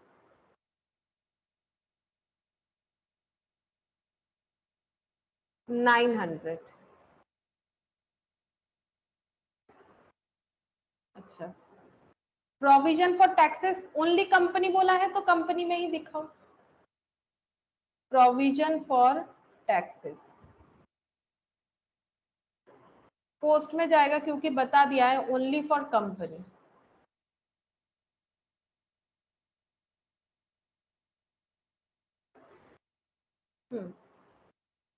ठीक है, अब इसका कैलकुलेशन कर लेते हैं, और देखो ये चीज भी बता देते हैं, एक डिवेंचर का इंटरेस्ट भी कैसे इन्होंने कैलकुलेट किया वो भी बता देते हैं। ये देखो डिवेंचर इंटरेस्ट, ये सिर्फ समझाने के लिए बोल रहा है, ठीक है।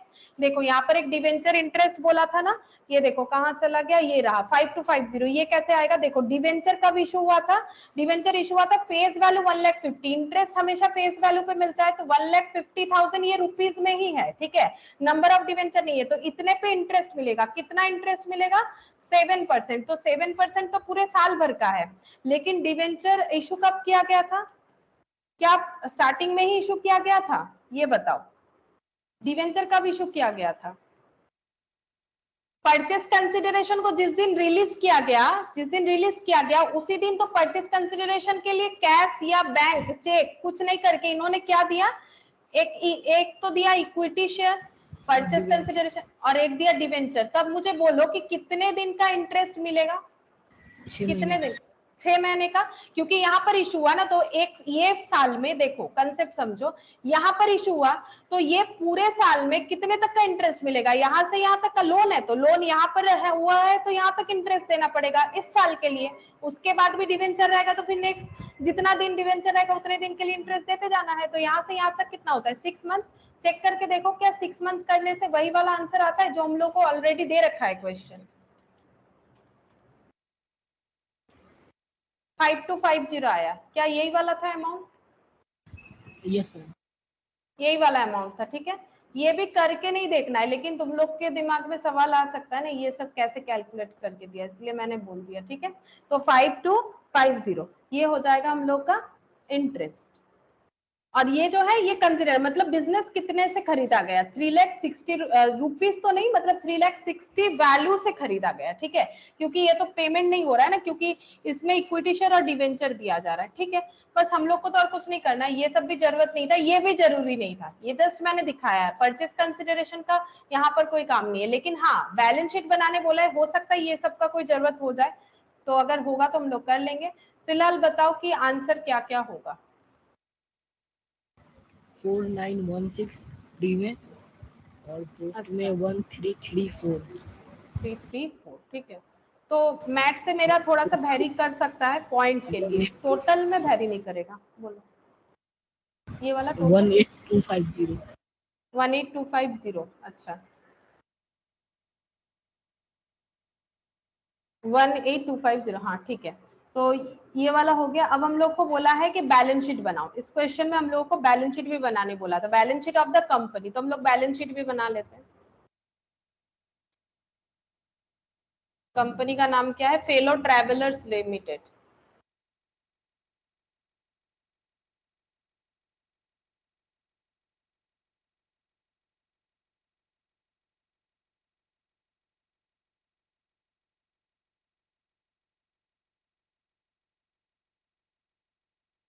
extract from the balance sheet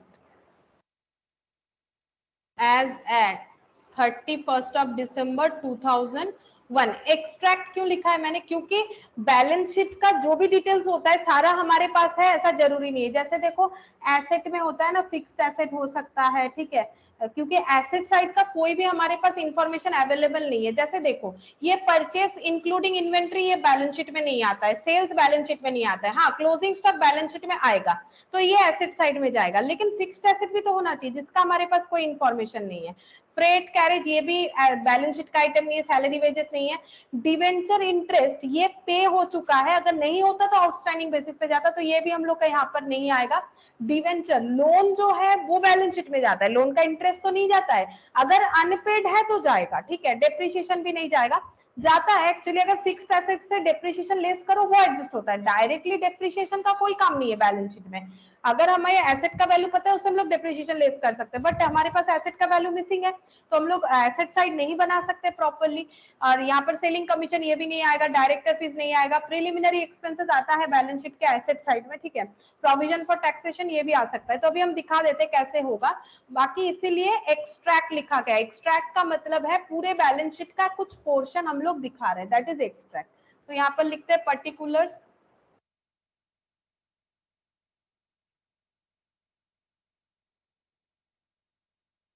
notes number amount, equity and liabilities, ये फॉर्मेट होता है। ठीक है, ये सब फॉर्मेट होता है, इक्विटी एंड लाइबिलिटीज पहले ये लिखा जाता है, कोई भी बैलेंस शीट बनाओ कंपनी का ऐसे ही लिखना पड़ता है। उसके बाद लिखना पड़ता है शेयर होल्डर्स फंड, ये प्रोफोर्मा है, इसे फॉलो करना पड़ेगा, शेयर होल्डर्स फंड। ठीक है, इसके अंडर आता है शेयर कैपिटल, अभी तक हम प्रोफोर्मा लिख रहे हैं। ठीक है, शेयर कैपिटल, फिर आ जाएगा रिजर्व एंड सरप्लस। क्या ये सब हमारे पास अवेलेबल है डेटा, हाँ है, इसीलिए मैंने लिखा है। ठीक है, उसके बाद आता है non current liability, non current liability, non current liability में क्या क्या है, लॉन्ग टर्म बोरोइंग है, long term borrowing,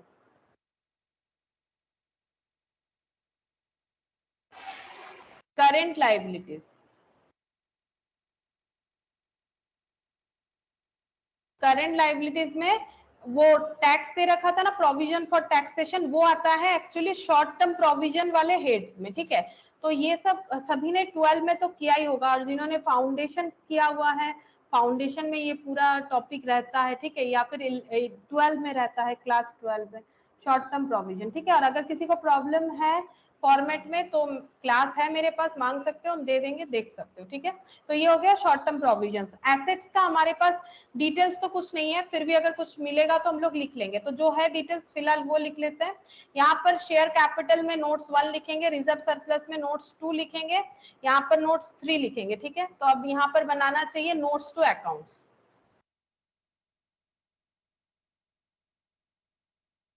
notes to accounts में यहाँ पर आ जाएगा शेयर कैपिटल का नोट्स। शेयर कैपिटल कितना है, शेयर कैपिटल कितना इशू किया गया है, देखो यहाँ पर इशू किया गया है शेयर कैपिटल 10 रुपीज वाला 20,000। तो क्या लिखना पड़ेगा, equity share capital of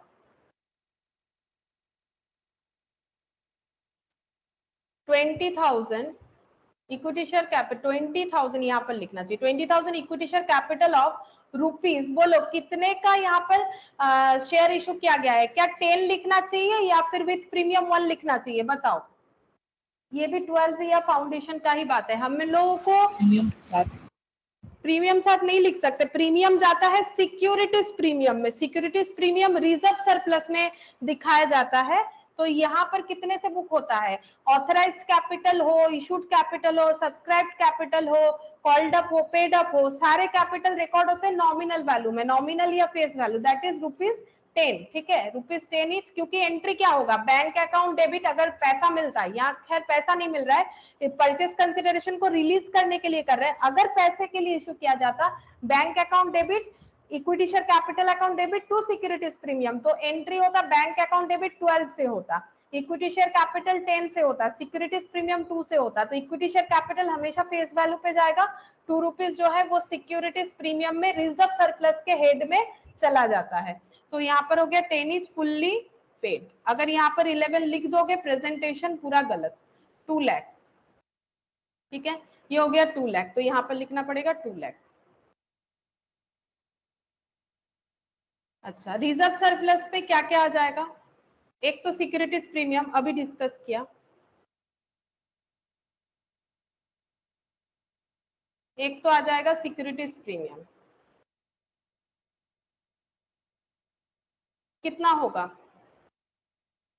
20,000 shares और ₹1 करके 20,000।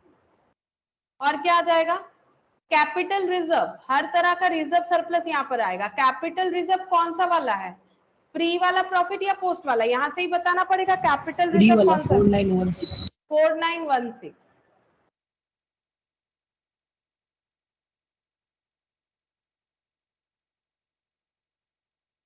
और क्या आ जाएगा, प्रॉफिट भी आ जाएगा, क्योंकि रिजर्व सरप्लस में क्या आता है, securities premium, capital reserve, revenue reserve, capital redemption reserve, ठीक है, रिजर्व फंड आ सकता है, रिवैल्यूएशन रिजर्व, हर तरह का रिजर्व सरप्लस आ सकता है, चाहे उसका नेचर कैपिटल वाला हो चाहे रेवेन्यू वाला, उससे कोई फर्क नहीं पड़ता है। जितने सारे रिजर्व सरप्लस है कंपनी अकाउंट्स में, वो सारे ही रिजर्व सरप्लस के हेड में दिखाए जाते हैं।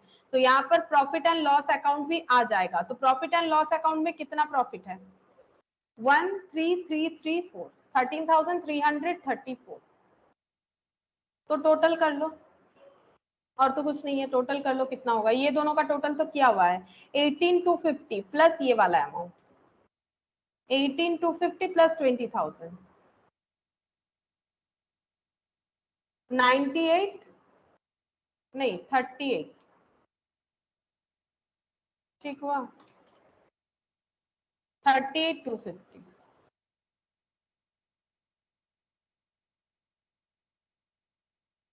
अच्छा, इसके बाद long term borrowing, long term borrowing में क्या आ जाएगा, डिवेंचर,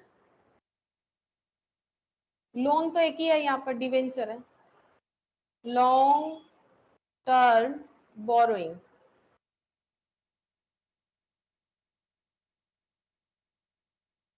7% डिवेंचर। अच्छा, डिवेंचर कितने से रिकॉर्ड करेंगे, 1,50,000 एट पार बोला है, तो 1,50,000 पे ही रिकॉर्ड हो जाएगा, क्योंकि ये हमेशा पर वैल्यू पे होता है। इसका भी अगर किसी तरह का प्रीमियम ये सब होता है, वो सिक्योरिटीज प्रीमियम में चला जाता है, ठीक है, डिस्काउंट ये सब होता है। तो यहाँ पर लिखेंगे, यहाँ पर 1,50,000 1000, ठीक है। और शॉर्ट टर्म प्रोविजन इसका 4th number, short term provision, इसमें आता है provision for taxation, provisions for taxation.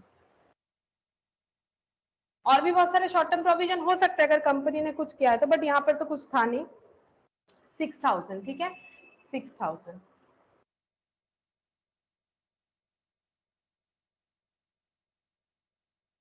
6000 हो गया प्रोविजन फॉर टैक्सेशन, ठीक है।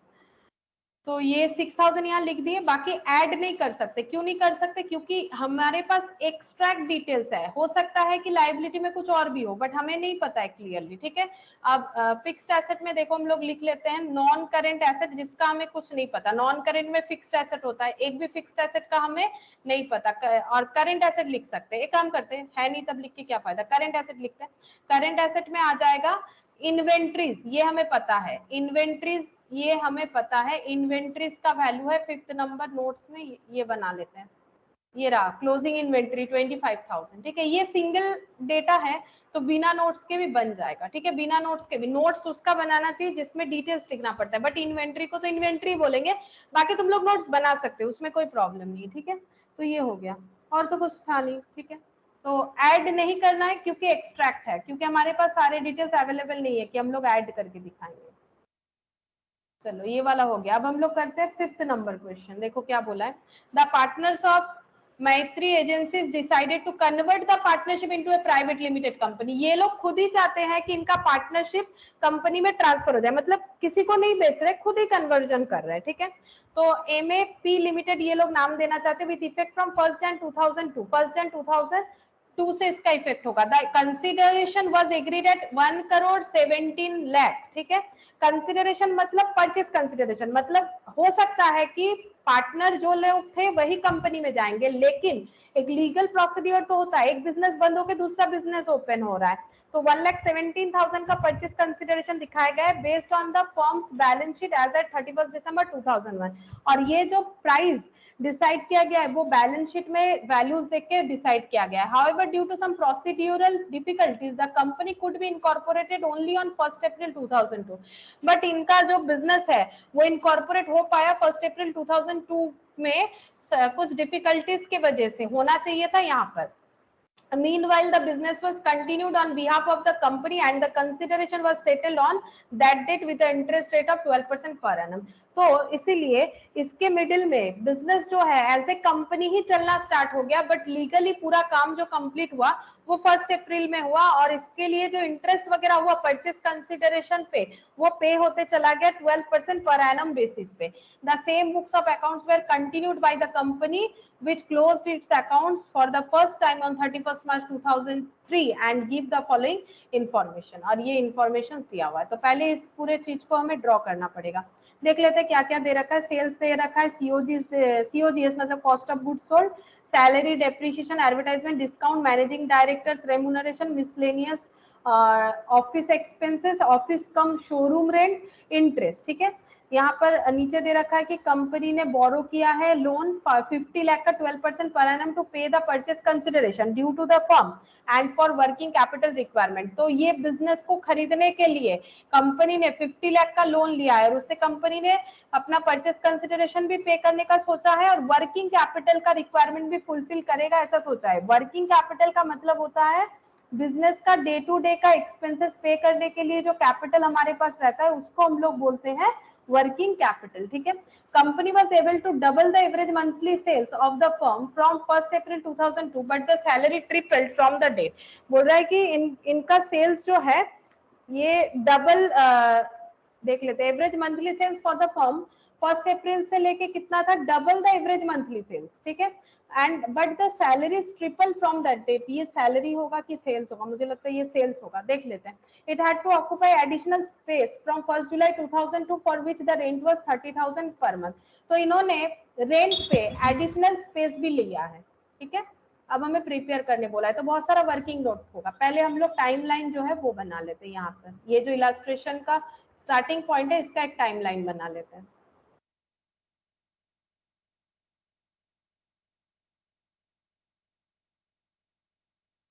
इलस्ट्रेशन 5।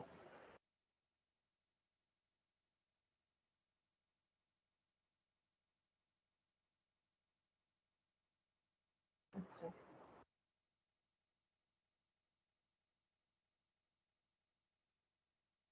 यहाँ पर ट्रांसफॉर्मेशन क्या क्या हो रहा है। एमएपी लिमिटेड हो जा रहा है मैत्री एजेंसी से from 1 Jan 2002, 1 Jan 2002।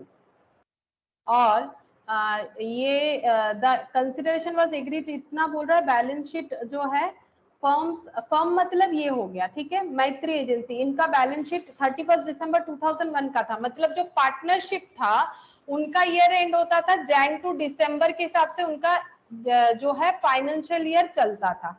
However, due to some procedural difficulties, the company could be incorporated only on 1 April 2002. तो कंपनी इनकॉर्पोरेट हुई है 1 अप्रैल 2002।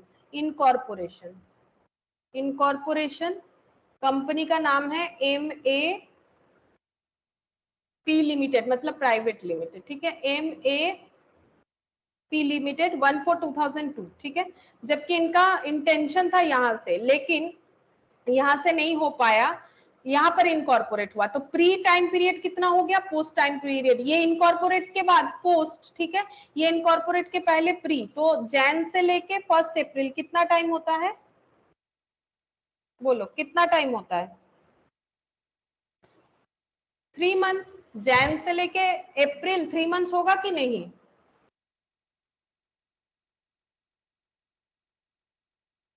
बोलो 3 मंथ्स होगा कि नहीं, मतलब 3 मंथ समझ में आया। Yes ma'am. अच्छा, अब यहाँ पर ये ईयर एंड कब होगा। अब देखो यहाँ पर बहुत सारा पॉइंट है, लेकिन ये वाला मेन है यहाँ पर। तो क्या बोल रहा है कि मैत्री एजेंसीज यहाँ पर लिखते हैं, यहाँ पर जो था वो था मैत्री एजेंसीज। तो ये तो चाहते थे यहाँ से कंपनी हो जाए, बट प्रोसीड्यूरल प्रॉब्लम की वजह से यहाँ इनकॉर्पोरेट हुआ। तो यहाँ पर प्री, यहाँ से पोस्ट, ठीक है। फिर यहाँ पर क्या बोल रहा है देखो, meanwhile the business was continued on behalf of the company and the consideration was, मतलब बिजनेस चल रहा है, बिजनेस बंद नहीं हुआ है, एज अ पार्टनरशिप ही चल रहा है कंपनी के बिहाफ में। एग्रीमेंट हो चुका है बट लीगली अभी तक कुछ नहीं हुआ है। was 31 settled on March that को day। हो रहा क्लोजिंग। हाँ बोलो, क्या बोल रहे हो। 31 मार्च को क्लोजिंग हो रहा है। हाँ, 31 मार्च को क्लोजिंग होगा। अब यहाँ पर बोल रहा है इंटरेस्ट 12% पर एनम पे ये लोग अपना ड्यूज क्लियर करेंगे, मतलब जो परचेस कंसिडरेशन है उस पे 12% पर एनम बेसिस पे इंटरेस्ट देंगे। और ये कंपनी बनने के बाद फर्स्ट टाइम इसका ईयर एंड हुआ 31 मार्च को, 31 मार्च 2003 को, ठीक है, 2003 को। तो ये पोस्ट पीरियड कितना हो जाएगा, अप्रैल 2 12 से मंथ। लेकर 12 मंथ्स, ठीक है। ये पोस्ट पीरियड अप्रैल, मई, जून, जुलाई, अगस्त, सितंबर, अक्टूबर, नवंबर, दिसंबर, जैन, फेब, मार्च, 12 मंथ्स, ठीक है। तो ये इस तरह से बन रहा है, क्योंकि इन्होंने अपना ईयर एंड जैन टू दिसंबर नहीं रखा, इन्होंने अपना ईयर एंड इस तरह से बनाया। तो यहाँ से हम लोग टाइम रेशियो निकाल सकते हैं। फर्स्ट हो गया, हम लोग टाइम रेशियो निकाल लेते हैं, प्री इज टू पोस्ट, 3:12, 1:4, ठीक है। अच्छा, नेक्स्ट ये देखो, ये पूरा यहाँ तक हम लोगों ने कंप्लीट कर लिया। अब ये डिटेल्स था, फिर यहाँ पर देखते हैं ये वाला। ये कंपनी ने कुछ खरीदा है, स्पेस वगैरह, और ये सेल्स का, ठीक है। तो पहले सेल्स का बना लेते हैं, सेल्स रेशियो। तो कंपनी ने अपना सेल्स क्या किया है, बोल रहा है the company was able to double the average monthly sales of the firm from 1 April 2002। Double कर सकती है मंथली एवरेज सेल का, लेकिन 1 अप्रैल 2002 से। तो हम लोग पहले लिखते हैं let monthly average sale is ₹X, ये हम लोग मान लेते हैं, ठीक है। हम लोग को सेल्स रेशियो कैलकुलेट करना है। बेसिकली सेल्स का डिटेल्स का काम क्या है, हमें सेल्स रेशियो कैलकुलेट करना है, वो भी प्री और पोस्ट बेसिस पे, ठीक है। तो प्री पे कौन कौन सा मंथ आ रहा है, जैन से लेके मार्च के एंड तक। प्री पे कौन कौन सा मंथ आ रहा है, जैन, ऐसे कर देते, कॉमा दे देते, जैन, फेब, मार्च, ठीक है। पोस्ट में क्या आएगा, अप्रैल, मई, जून, जुलाई, अगस्त, सितंबर, अक्टूबर, नवंबर, दिसंबर, जैन, फेब, मार्च, ठीक है। ये आ जाएगा, ठीक है। इस तरह से मैंने 12 मंथ्स लिख लिया। अब देखो क्या बोल रहा है कि the company was able to double the average monthly sale from 1 अप्रैल 2002। 1 अप्रैल 2002 से ये अपना सेल डबल कर सकती है जो एवरेज में पहले था। तो एवरेज सेल x है, तो यहाँ पर भी x होगा, यहाँ पर भी x होगा, यहाँ पर भी x होगा। क्यों? कि हमें बोल रहा है कि अप्रैल से डबल हो सकता है, ठीक है। अप्रैल से डबल हो सकता है, तो यहाँ पर x x x ही होगा। बोलो ये समझ में आ गया? यहाँ पर x x x होगा कि नहीं, क्योंकि एवरेज सेल डबल हो रहा है अप्रैल से, है ना। तो अब ये डबल कब तक चला, बट द सैलरी नहीं है ना, एक्चुअली सेल्स ही होगा, ये सेल्स होगा, ये गलत दे दिया है, ये सेल्स होगा, बट द सेल्स, ठीक है, ये तुम लोग को सेल्स कर लेना है। Triple from that date, but 1 अप्रैल से डबल होने की जगह ट्रिपल हो गया। 1 अप्रैल से डबल होने की जगह ट्रिपल हो गया। नहीं, ये सैलरीज का ही दे रखा है क्या? एक सेकेंड देख लेते हैं हम, रुको।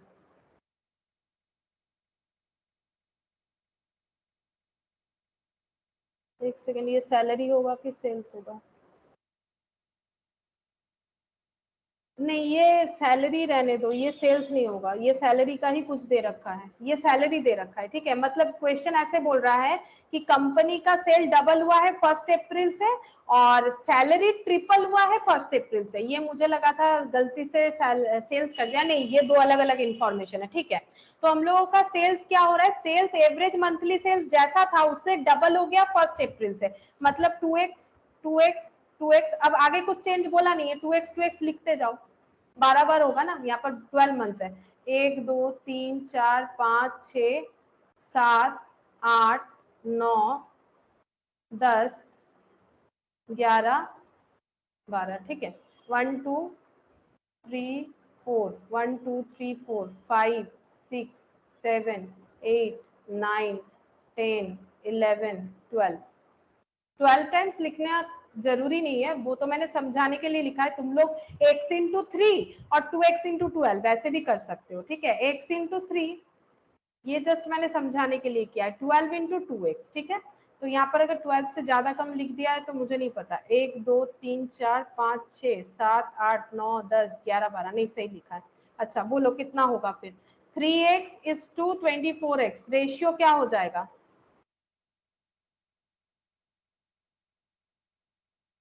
1:8, ठीक है, 1:8 हो गया सेल्स रेशियो, ठीक है। सेल्स रेशियो कैलकुलेट कर लिया हम लोगों ने। अब सैलरी का भी कुछ इंफॉर्मेशन बोला था, तो लिखते हैं यहाँ पर सैलरीज। तो ये वर्किंग नोट नंबर 1 दे देते हैं, वर्किंग नोट नंबर 2 दे दिया सेल्स से, ठीक है। यहाँ पर वर्किंग नोट नंबर 1 दे दिया, ये वर्किंग नोट नंबर 3 दे देते हैं। सैलरीज के बारे में क्या बोला है? सैलरीज 1 अप्रैल से ट्रिपल हुआ है, ठीक है। 1 अप्रैल से ट्रिपल हो गया है, तो हम लोग यहाँ पर लिख लेते हैं सैलरीज, रेशियोज ऑफ सैलरीज। तो सैलरीज का भी रेशियो हमें कैलकुलेट करना पड़ेगा, क्योंकि ये कितना चेंज हुआ है वो हमें प्री पोस्ट पे ही हमेशा निकालना चाहिए सारे रेशियोज, ठीक है। तो प्री पे सैलरी कितना होगा, अगर सैलरी बिफोर 3 मंथ्स, क्योंकि यहाँ पर भी तो प्री पोस्ट मतलब वही हो गया ना, प्री पोस्ट मतलब यहाँ पर 3 मंथ्स और यहाँ पर 12 मंथ्स, ठीक है। और हम बार बार नहीं लिख रहे, इतना बड़ा डेटा ये बार बार लिखे कैसे, ठीक है। तो अगर सैलरी मान लेते हैं, let salary be X per month, rupees X per month करके था, तो यहाँ पर प्री में कितना होगा और पोस्ट में कितना होगा? सेम कंसेप्ट से ही होगा ना, सेल जैसे चेंज हुआ है उसी तरह से सैलरी भी चेंज हुआ है। तो सैलरी अगर पहले एक्स रुपीज करके था पर मंथ, तो प्री में सैलरी का वैल्यू कितना होगा? 3x, 3 into x. और पोस्ट में सैलरी का वैल्यू कितना होगा अगर अप्रैल से ये डबल हो गया है? बोलो कितना होगा?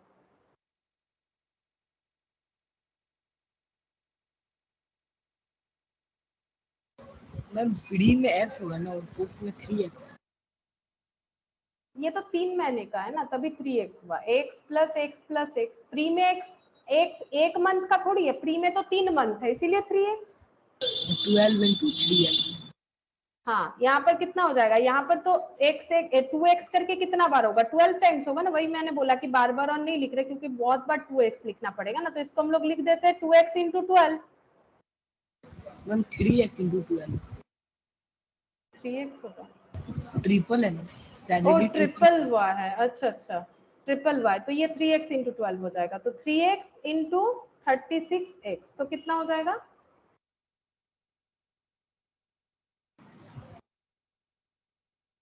1:12, ठीक है। ये ट्रिपल हुआ था तो 1:12, तो सैलरी अगर पर मंथ x करके था तो ये बाद में ट्रिपल हो गया। और ये 3x किस वजह से? 3 टाइम्स x के लिए, ठीक है। और ये 3x क्यों है? ट्रिपल होने के लिए, ठीक है। ये 3x है, ट्रिपल मतलब ये भी 3 कर लो, 3, ठीक है। 3x करके 12 टाइम्स होगा, तो पोस्ट में क्या हो गया है? ट्रिपल हो गया है सैलरी, ठीक है। पोस्ट में ट्रिपल हो गया और यही कंस्टेंटली चल रहा है। अच्छा, और एक हमें वर्किंग नोट करना पड़ेगा for rent. Working note number 4, rent का वर्किंग नोट होगा। रेंट, तो रेंट का देखो क्या बोल रहा है यहाँ पर, it had to occupy additional space from 1 July 2002 for which rent was 30,000 per month, ठीक है। तो इतना ही सिर्फ बताया है कि इन्होंने एक नया जगह ऑक्यूपाई किया है 1 जुलाई से और उसमें रेंट हो रहा है 30,000 पर मंथ। मतलब अगर हम लोग ड्रॉ में जाए 1 जुलाई मतलब कौन सा डेट आ जाएगा? ये अप्रैल हो गया, यहाँ पर ले लेते हैं 1 जुलाई, देख लेते एक बार फिर से। जुलाई बोला था तो हाँ 1 जुलाई 2002 से रेंट फॉर एडिशनल स्पेस कितना है? 30,000 पर मंथ। तो 30,000 के लिख दिया, 1000 का मतलब के होता है, 30,000 पर मंथ इतना करके हो रहा है, ठीक है। तो इसको भी हमें प्री पोस्ट में करना पड़ेगा। तो प्री तक तो जितना था उतना ही होगा जैसे रेंट दे रहे थे। पोस्ट में भी देखो यहाँ तक एज यूजुअल रेंट हुआ होगा और यहाँ से 30,000 करके बढ़ गया होगा, ठीक है। अब इसको हम लोग कैलकुलेशन कैसे करें? हमारे पास तो ज्यादा कुछ इंफॉर्मेशन रेंट के बारे में दिया नहीं है, बट यहाँ पर रेंट दिया होगा, देख लेते हैं। यहाँ पर रेंट देना चाहिए। टोटल रेंट नहीं दिख रहा है मुझे, कहाँ दिया है? Sales, salary, depreciation, advertisement, discount, ये रहा ऑफिस कम शोरूम रेंट 7,20,000, मतलब इसी रेंट का बात हो रहा है। तो टोटल रेंट कितना है? टोटल रेंट है 7,20,000, ठीक है। तो समझो यहां से यहां तक का रेंट है 7,20,000, तो इसमें ये वाला रेंट भी इंक्लूडेड होगा, ये वाला रेंट भी इंक्लूडेड होगा, ठीक है। तो हम लोग कैसे कैलकुलेट करेंगे? देखो ये जो एक्स्ट्रा रेंट है ये कितने टाइम का हुआ ये बताओ। ऐसे दिखाने से तुम लोग अच्छे से समझ जाओगे। ये पूरा रेंट है 7,20,000। हम लोग के पास बस इतना ही इंफॉर्मेशन है, कैसे कैलकुलेट करोगे? यहाँ से लेके यहाँ ये एडिशनल रेंट का, हाँ कितना हो जाएगा? 30,000 इंटू 9 मंथ, 9 मंथ, अमाउंट 2,70,000, ठीक है। 2,70,000 एडिशनल खरीदे गए जगह का रेंट हो रहा है, सॉरी एडिशनल लिए गए जगह का रेंट हो रहा है। जुलाई से लेके मार्च, जुलाई अगस्त सितंबर अक्टूबर नवंबर दिसंबर जैन फेब मार्च, 9 मंथ्स हो गया। तो अगर ये पूरे सेल में 9 मंथ्स का, सॉरी ये पूरे रेंट में 9 मंथ्स का न्यू ऑक्युपाइड स्पेस का रेंट अगर 2,70,000 है, तो ओल्ड स्पेस का रेंट कितना है पूरे इतने टाइम का, वो हम लोग माइनस करने से निकाल सकते हैं। यहाँ का रेंट निकल जाएगा, ये पूरे से ये माइनस करेंगे तो यहाँ का रेंट नहीं निकलेगा, निकल जाएगा। बोलो यहाँ का रेंट कितना होगा फिर? ये पूरा इतना है, ये पूरे लाइन का वैल्यू 7,20,000 है, यहाँ से यहाँ लाइन का वैल्यू 2,70,000 है, तो यहाँ से यहाँ कितना होगा बाकी? कैसे निकलेगा? 4.5 लाख। माइनस करने से निकलेगा 4.5 लाख। 7,20,000 माइनस 4,50,000, सॉरी 2,70,000, तो हो गया 4,50,000। तो 4.5 लाख यहाँ से यहाँ तक का रेंट है, बट हमें इसे प्री पोस्ट में डिवाइड करना है। अब यहाँ पर pre as well as post भी इंक्लूडेड हो गया, ठीक है। तो ये जो 4,50,000 है ये कितने टाइम पीरियड का है? यहाँ से यहाँ पहले बोलो कितना टाइम पीरियड, जैसे ये 9 मंथ्स हुआ ना, ये 9 मंथ्स हुआ, ये जो रेड कलर से मैंने किया, यहाँ से यहाँ कितना मंथ होगा फिर? काउंट करो, जैन से लेके जुलाई तक 6 मंथ, 6 हो रहा है या ज्यादा हो रहा है? देखो जैन फेब मार्च अप्रैल मई जून, हाँ 6 मंथ्स हो रहा है, ठीक है। ये हो गया 6 मंथ्स का, ठीक है। ये हो गया 6 मंथ्स का 4,50,000। अच्छा, जुलाई से लेके हम लोग का ये मार्च तक का हो गया, ये 2002 है, ये भी 2002 है, हाँ ठीक है, तो 9 और ये 15। मैं वो जो 4,50,000 वो तो पूरे साल का होगा ना, और एक्स्ट्रा जो लिया है उसका हाँ हाँ हाँ, अलग अलग 4,50,000 ये पूरे इस टाइम का हो जाएगा। हाँ सही है, 4,50,000 जो है, 4,50,000 जो है, इसमें से माइनस जरूर कर रहे हैं हम लोग, इसमें से ये एडिशनल वाला माइनस कर देते हैं, तो ये 4,50,000 पूरे मतलब 15 मंथ्स का हो जाएगा, है ना, पूरे 15 मंथ्स यस का। मैम। मतलब 4,50,000 और एडिशनल ये 9 मंथ्स का हो गया, इसीलिए हम लोग का जो रेंट है वो इंक्रीज होकर 7,20,000 हुआ। ठीक है, तो ये 15 मंथ्स का हो गया। 15 मंथ्स यानी पर मंथ कितना हो जाएगा, डिवाइड करो 15 से 4,50,000 को। पर मंथ रेंट तो फिक्स्ड होता है ना, तो एक ही जैसा होगा, तो 4,50,000 30,000, तो 30,000 पर मंथ का हो गया। तो प्री का कितना होगा, प्री का कितना मंथ है, प्री का 3 मंथ्स है, प्री का 3 मंथ्स है, तो प्री का कितना हो जाएगा, 30,000 इंटू 3 90 90,000। और पोस्ट का कितना हो जाएगा, 30,000 इंटू 12 कितना होगा, 3,60,000 प्लस ये वाला जो नया ऑक्युपाइड था 2,70,000, तो 3,60,000 प्लस 2,70,000। 6,30,000। हाँ, जितना होगा उतना ही। ठीक है, तो ये देखो, ये मैंने ड्रॉ करके तो समझा दिया था, तुम लोग अलग से इसका पूरा टाइमलाइन बना के सिर्फ रेंट के लिए ड्रॉ करके कर सकते हो। ये देखो यहाँ पर पूरे साल भर का रेंट फॉर साल भर नहीं, मतलब पूरे 15 मंथ्स का 7 लाख सॉरी कितना हो गया रेंट हम लोगों का, 7,20,000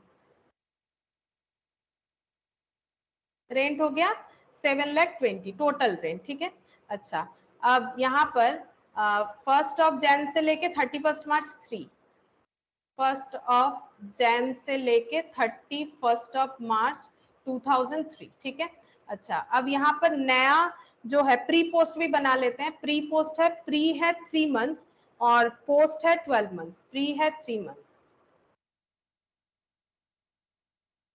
प्री 3 मंथ्स, पोस्ट 12 मंथ्स, और डेट कौन सा है, डेट है 1 अप्रैल 2002 इनकॉर्पोरेशन का, 1 अप्रैल 2002 इनकॉर्पोरेशन डेट। ठीक है, इनकॉर्पोरेशन डेट हो गया। और नया स्पेस लिया गया है, उसका टाइम है 1 July 2002, 1 July 2002 new space rented 30,000 per month. ठीक है, अच्छा अब यहाँ पर कैलकुलेट करके दिखाते हैं, देखो total rent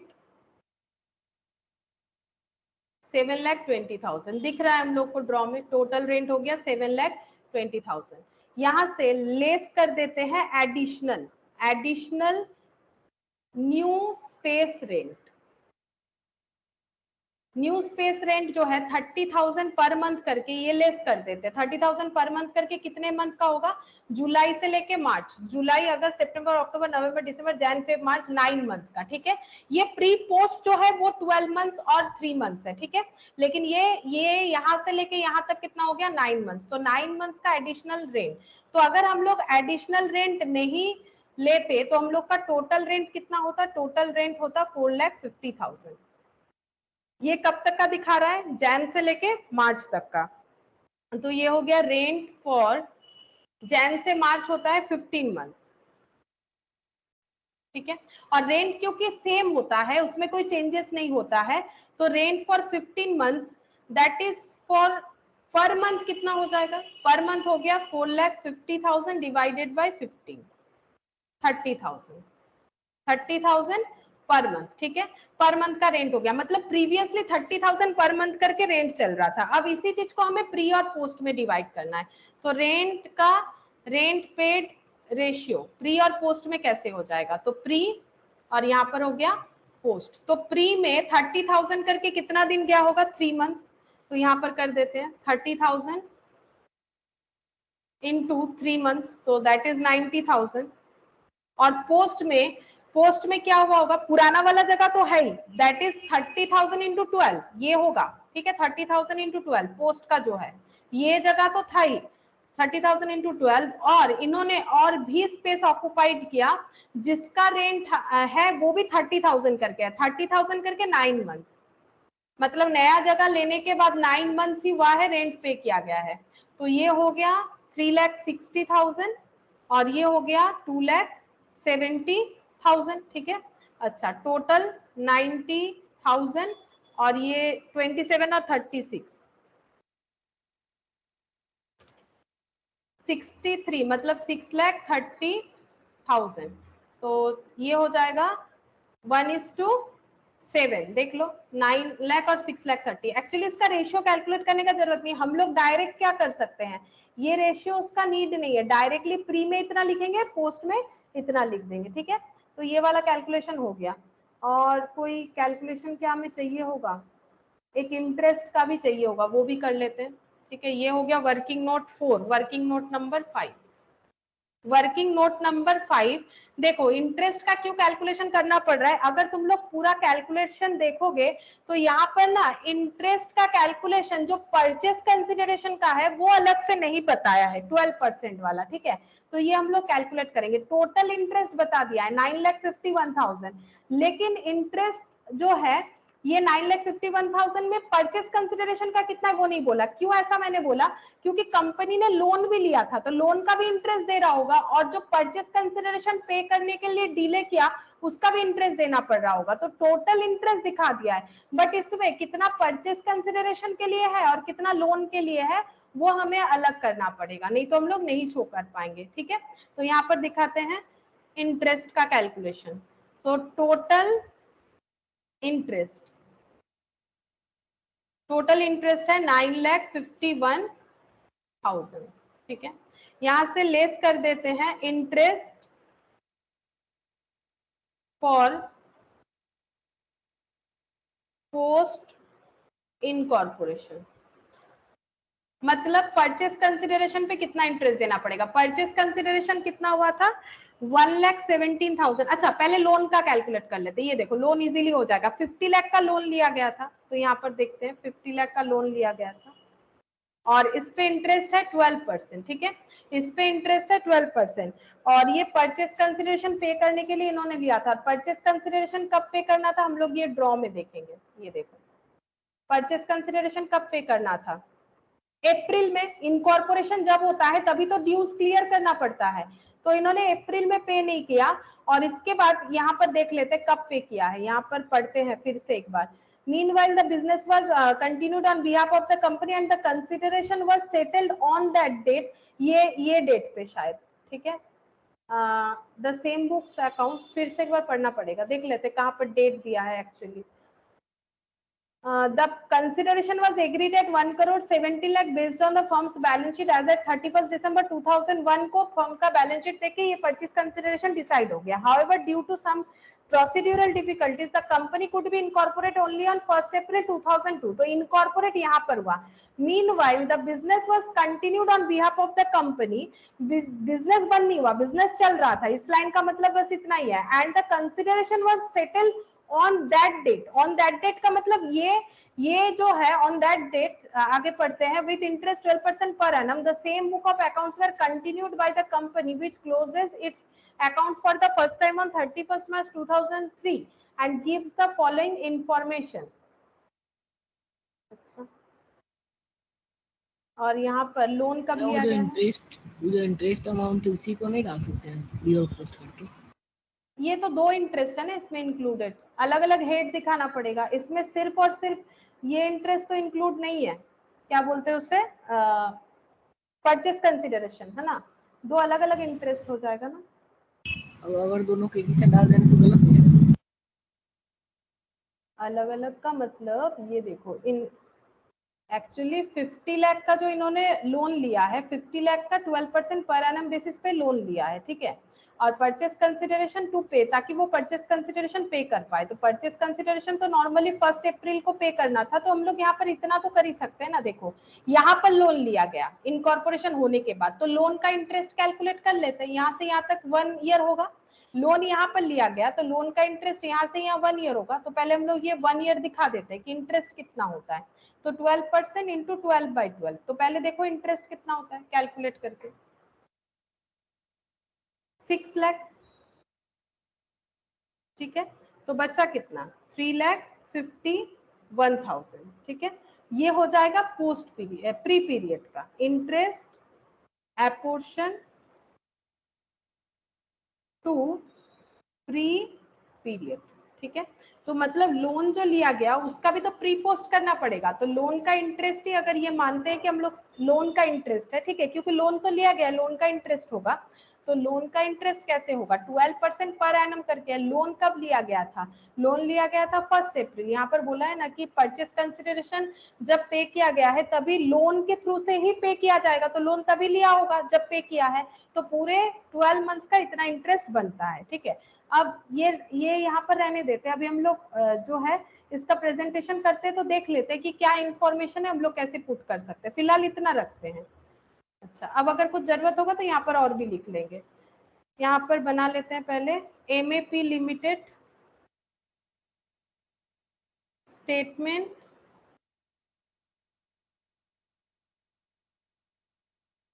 showing calculation of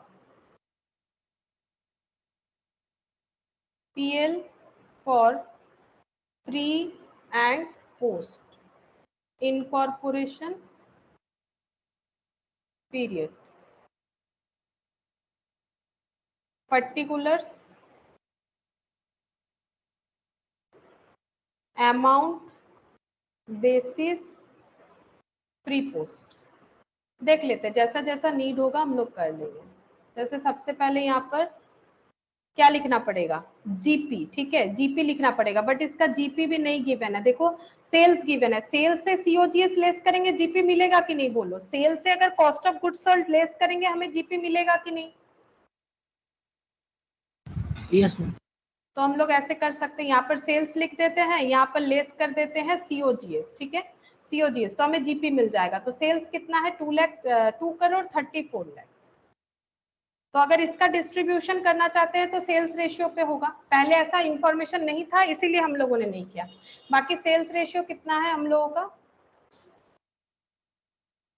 1:8। Sales ratio 1:8, तो 1:8 में डिस्ट्रीब्यूट करो कितना होता है, 2,34,00,000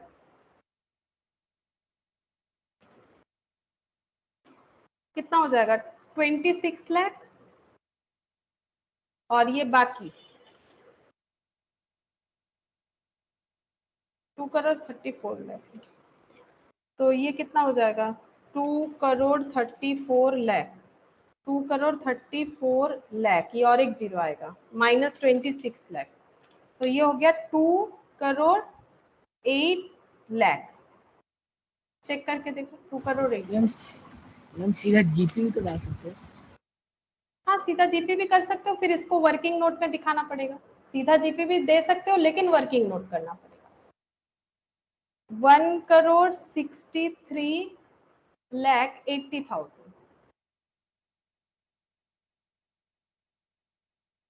ये भी किससे होगा, सीओजीएस किस पे जाएगा, ये भी सेल्स पे जाएगा, कॉस्ट ऑफ गुड्स सोल्ड भी तो सेल्स पे ही जाएगा। 1,63,80,000 वो भी तो सेल्स ही है ना, 80,000, 1,63,80,000, एक जीरो और कम हो जाएगा, डिवाइडेड बाय 9, मतलब 1,18,20,000 माइनस 1,638, 4 टाइम्स जीरो, मतलब 1,45,60,000, ठीक है। अच्छा, यहाँ से हमें जीपी मिल जाएगा, ठीक है, यहाँ से हमें जीपी मिल जाएगा, लेस करके जीपी लिख सकते हो यहाँ पर, या फिर डायरेक्ट यहाँ पर माइनस करते जाओ, फिर माइनस कर देते हैं सैलरीज, देखते हैं सैलरीज ही था ना, सैलरी 11,70,000। अब बोलो ये कितना हो जाएगा, सैलरीज हमें वर्किंग नोट से मिल जाएगा, वर्किंग नोट नंबर हम लोगों ने यहाँ पर कर रखा था ना सैलरीज, ये वाला। अच्छा, ये 1:12 हो जाएगा, 1:12 में करना पड़ेगा, वर्किंग नोट नंबर 2 था, 1:12 में होगा, कितना होगा बोलो, 3 है working note number, working note number 3, तो 1:2 मतलब 13, 117, 4 टाइम्स जीरो डिवाइडेड बाई 13, 90,000, और 90,000 इंटू 12, तो 90,000 इंटू 12, 12 इंटू 9, 108, और 4 टाइम्स जीरो, ठीक है, सैलरीज हो गया। डेप्रिशिएशन 1,80,000, डेप्रिशिएशन 1,80,000, टाइम रेशियो पे जाएगा, टाइम रेशियो कितना था बताओ, नहीं तो मुझे देखना पड़ेगा चेंज करके। 1 कौन सा लगे, 1:4, 1:4 होगा, ठीक है। तो 1:4 कितना हो गया, 1,80,000 डिवाइडेड बाई 5 कितना हो जाएगा, 36,000 इंटू 4, मतलब इधर 36,000 इधर 36,000 इंटू 4, 1,44,000 डेप्रीशिएशन। अच्छा, डेप्रीशिएशन के बाद है एडवर्टाइजमेंट 7,02,000, एडवर्टाइजमेंट 7,02,000, ये किस पे होता है, फिक्स नहीं बोला है तो सेल्स रेशियो पे होगा, यानी 1:8 पे। तो 7,02,000 डिवाइडेड बाई 9, 78,000 और ये इंटू 8 करना पड़ेगा इधर का लिखने के लिए, 6,24,000 एडवर्टाइजमेंट हो गया। अच्छा, एडवर्टाइजमेंट के बाद है डिस्काउंट 11,70,000, डिस्काउंट 11,70,000, ये भी सेल्स पे जाएगा, डिस्काउंट अलाउड है, तो 1:8, तो 11,70,000 डिवाइडेड बाई 9, 1,30,000 और 1,30,000 इंटू 8, तो ये हो जाएगा 10,40,000, ठीक है, 10,40,000 हो गया। अच्छा, नेक्स्ट क्या बोला है, मैनेजिंग डायरेक्टर्स रेमुनरेशन, तो एमडी रेमुनरेशन ऐसे मैंने शॉर्ट में लिख दिया, ठीक है, एमडी रेमुनरेशन ये पोस्ट में जाएगा, ठीक है, रेमुनरेशन क्योंकि डायरेक्टर जो है वो कंपनी के लिए होता है 90,000। अच्छा, miscellaneous office expenses, miscellaneous office expense 1,20,000, ये फिक्स्ड होगा टाइम रेशियो पे, मतलब 1:4, तो 1,20,000 डिवाइडेड बाई 1:4 मतलब 5 से डिवाइड करना पड़ेगा, 24,000 इंटू 4, 96,000 हो गया। अच्छा, अब यहाँ पर ऑफिस कम शोरूम रेंट वो हम लोगों ने कैलकुलेट कर रखा है, office cum showroom rent, working note number 4 है शायद, ये वाला वर्किंग नोट नंबर 5 है, 4 है, रेंट वाला 4 है, ये 90,000 और 6,30,000 देख के लिख देंगे, 90,000 और 6,30,000, 90,000 और 6,30,000, ठीक है। अच्छा, टोटल कितना है, 7,20,000 था। अच्छा, नेक्स्ट हो गया इंटरेस्ट, इंटरेस्ट कितना बोला था, इंटरेस्ट टोटल है 9,51,000। अच्छा, अब इसको कैसे डिस्ट्रीब्यूट करेंगे, ये अगर हम लोग एक बार में करते हो जाएगा, कितना प्री का है कितना पोस्ट का हम लोग कैलकुलेट कर सकते हैं, ठीक है। तो प्री का पूरा कितना हो जाएगा, प्री का हो गया ये वाला, पोस्ट मतलब 12 मंथ्स, ये देखो प्री पोस्ट का देखोगे तो प्री 3 मंथ्स है, पोस्ट 12 मंथ्स है, तो 12 मंथ्स का ये अमाउंट हो रहा है, पोस्ट का 6 लाख और इसका 3,51,000, वर्किंग नोट नंबर 5 से कर सकते हैं, 3,51,000 और 6 लाख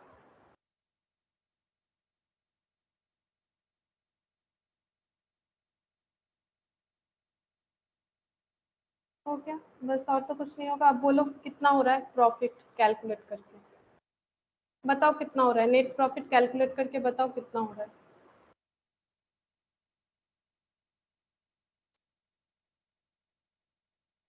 माइनस करना पड़ेगा, देखो 26 लाख, हम कैलकुलेटर पे कर लेते हैं फटाफट हो जाएगा, 26 lakh minus 18,20,000 minus 90,000 minus 36,000 minus 78,000, 1,30,000 24 90 3,51,000 19,000 negative आ रहा है, लेकिन लॉस है 19,000 लेकिन नेगेटिव आ रहा है,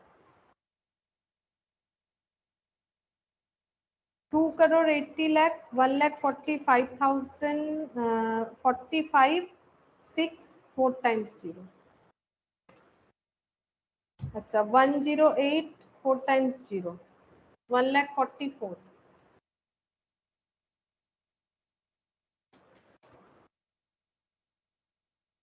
6,24,000 19 36,000। 19 लाख। Yes ma'am, 19,36,000। मेरा भी हो गया, देख लेते। 6,30,000 और 6 लाख। 19,36,000 ये पॉजिटिव आ रहा है। 19,36,000 तो इधर कितना आएगा, ये दोनों का एडजस्ट करके आ जाना चाहिए। 19,17,000 ऐसा कुछ आना चाहिए। 19,17,000। 19,17,000 हो गया। अच्छा, बस हम लोग को यहाँ पर बोला था apportion cost and revenue between the. अच्छा देखो, यहाँ इसको नहीं कर सकते हो ऐसा, जीपी को डायरेक्ट नहीं लिख सकते हो, क्योंकि बोला है कि एपोर्शन करके दिखाओ cost and revenue between pre and post incorporation period. Cost और रेवेन्यू दोनों को दिखाना है। रेवेन्यू यानी क्या होता है? रेवेन्यू यानी इनमें से कौन सा है? बोलो, रेवेन्यू का मतलब क्या होता है? रेवेन्यू वाला पोस्ट। सेल्स। रेवेन्यू का मतलब क्या होता है? सेल्स। तो और कॉस्ट का मतलब होता है ये दोनों को भी अपोर्शन करने बोला है। तो इसको अगर वर्किंग नोट में दिखा दोगे सीधा जीपी, तो वहां से गलत तो नहीं बोल सकते, बट क्वेश्चन फॉलो नहीं होगा। वो भी एक फॉर्मेट हो सकता है, बट अगर हमें बोल रहा है कि दिखाओ, इसको भी प्री पोस्ट में दिखाओ, तो हम लोग जीपी करेंगे तो वो गलत हो जाएगा। क्वेश्चन के हिसाब से गलत नहीं है, बट क्वेश्चन में जो पूछ रहा है उसके हिसाब से गलत है। मतलब यहाँ पर डायरेक्ट जीपी नहीं दिखा सकते हैं हम लोग, ठीक है, क्योंकि हमें बोला है हम रेवेन्यू। डायरेक्ट दिखा दिए। डायरेक्ट दिखाने से, लेकिन अगर ये दिया हुआ है पॉइंट, तो नंबर कट हो जाएगा, हो सकता है पूरा ही काट दे, क्योंकि बोल दिया है कॉस्ट और रेवेन्यू को भी दिखाना है। रेवेन्यू का मतलब सेल्स, कॉस्ट का मतलब सीओजीएस। तो ये भी दिखाने बोला है ना, अगर दिखाने बोला है दिखाना पड़ेगा।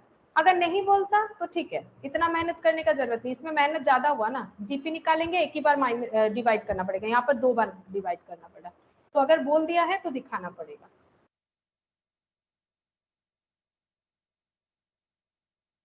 ठीक है, बस और तो कुछ नहीं था इस क्वेश्चन में, हो गया। अच्छा, बाकी जो है ये जितना हो सकता है तुम लोग कर सकते हो, ठीक है, जितना होगा। नहीं तो हम लोग नेक्स्ट क्लास में करेंगे ये, और नीचे का जो क्वेश्चंस मतलब प्रैक्टिकल एग्जाम्पल्स है वो भी करेंगे। ठीक है, आज इतना ही कर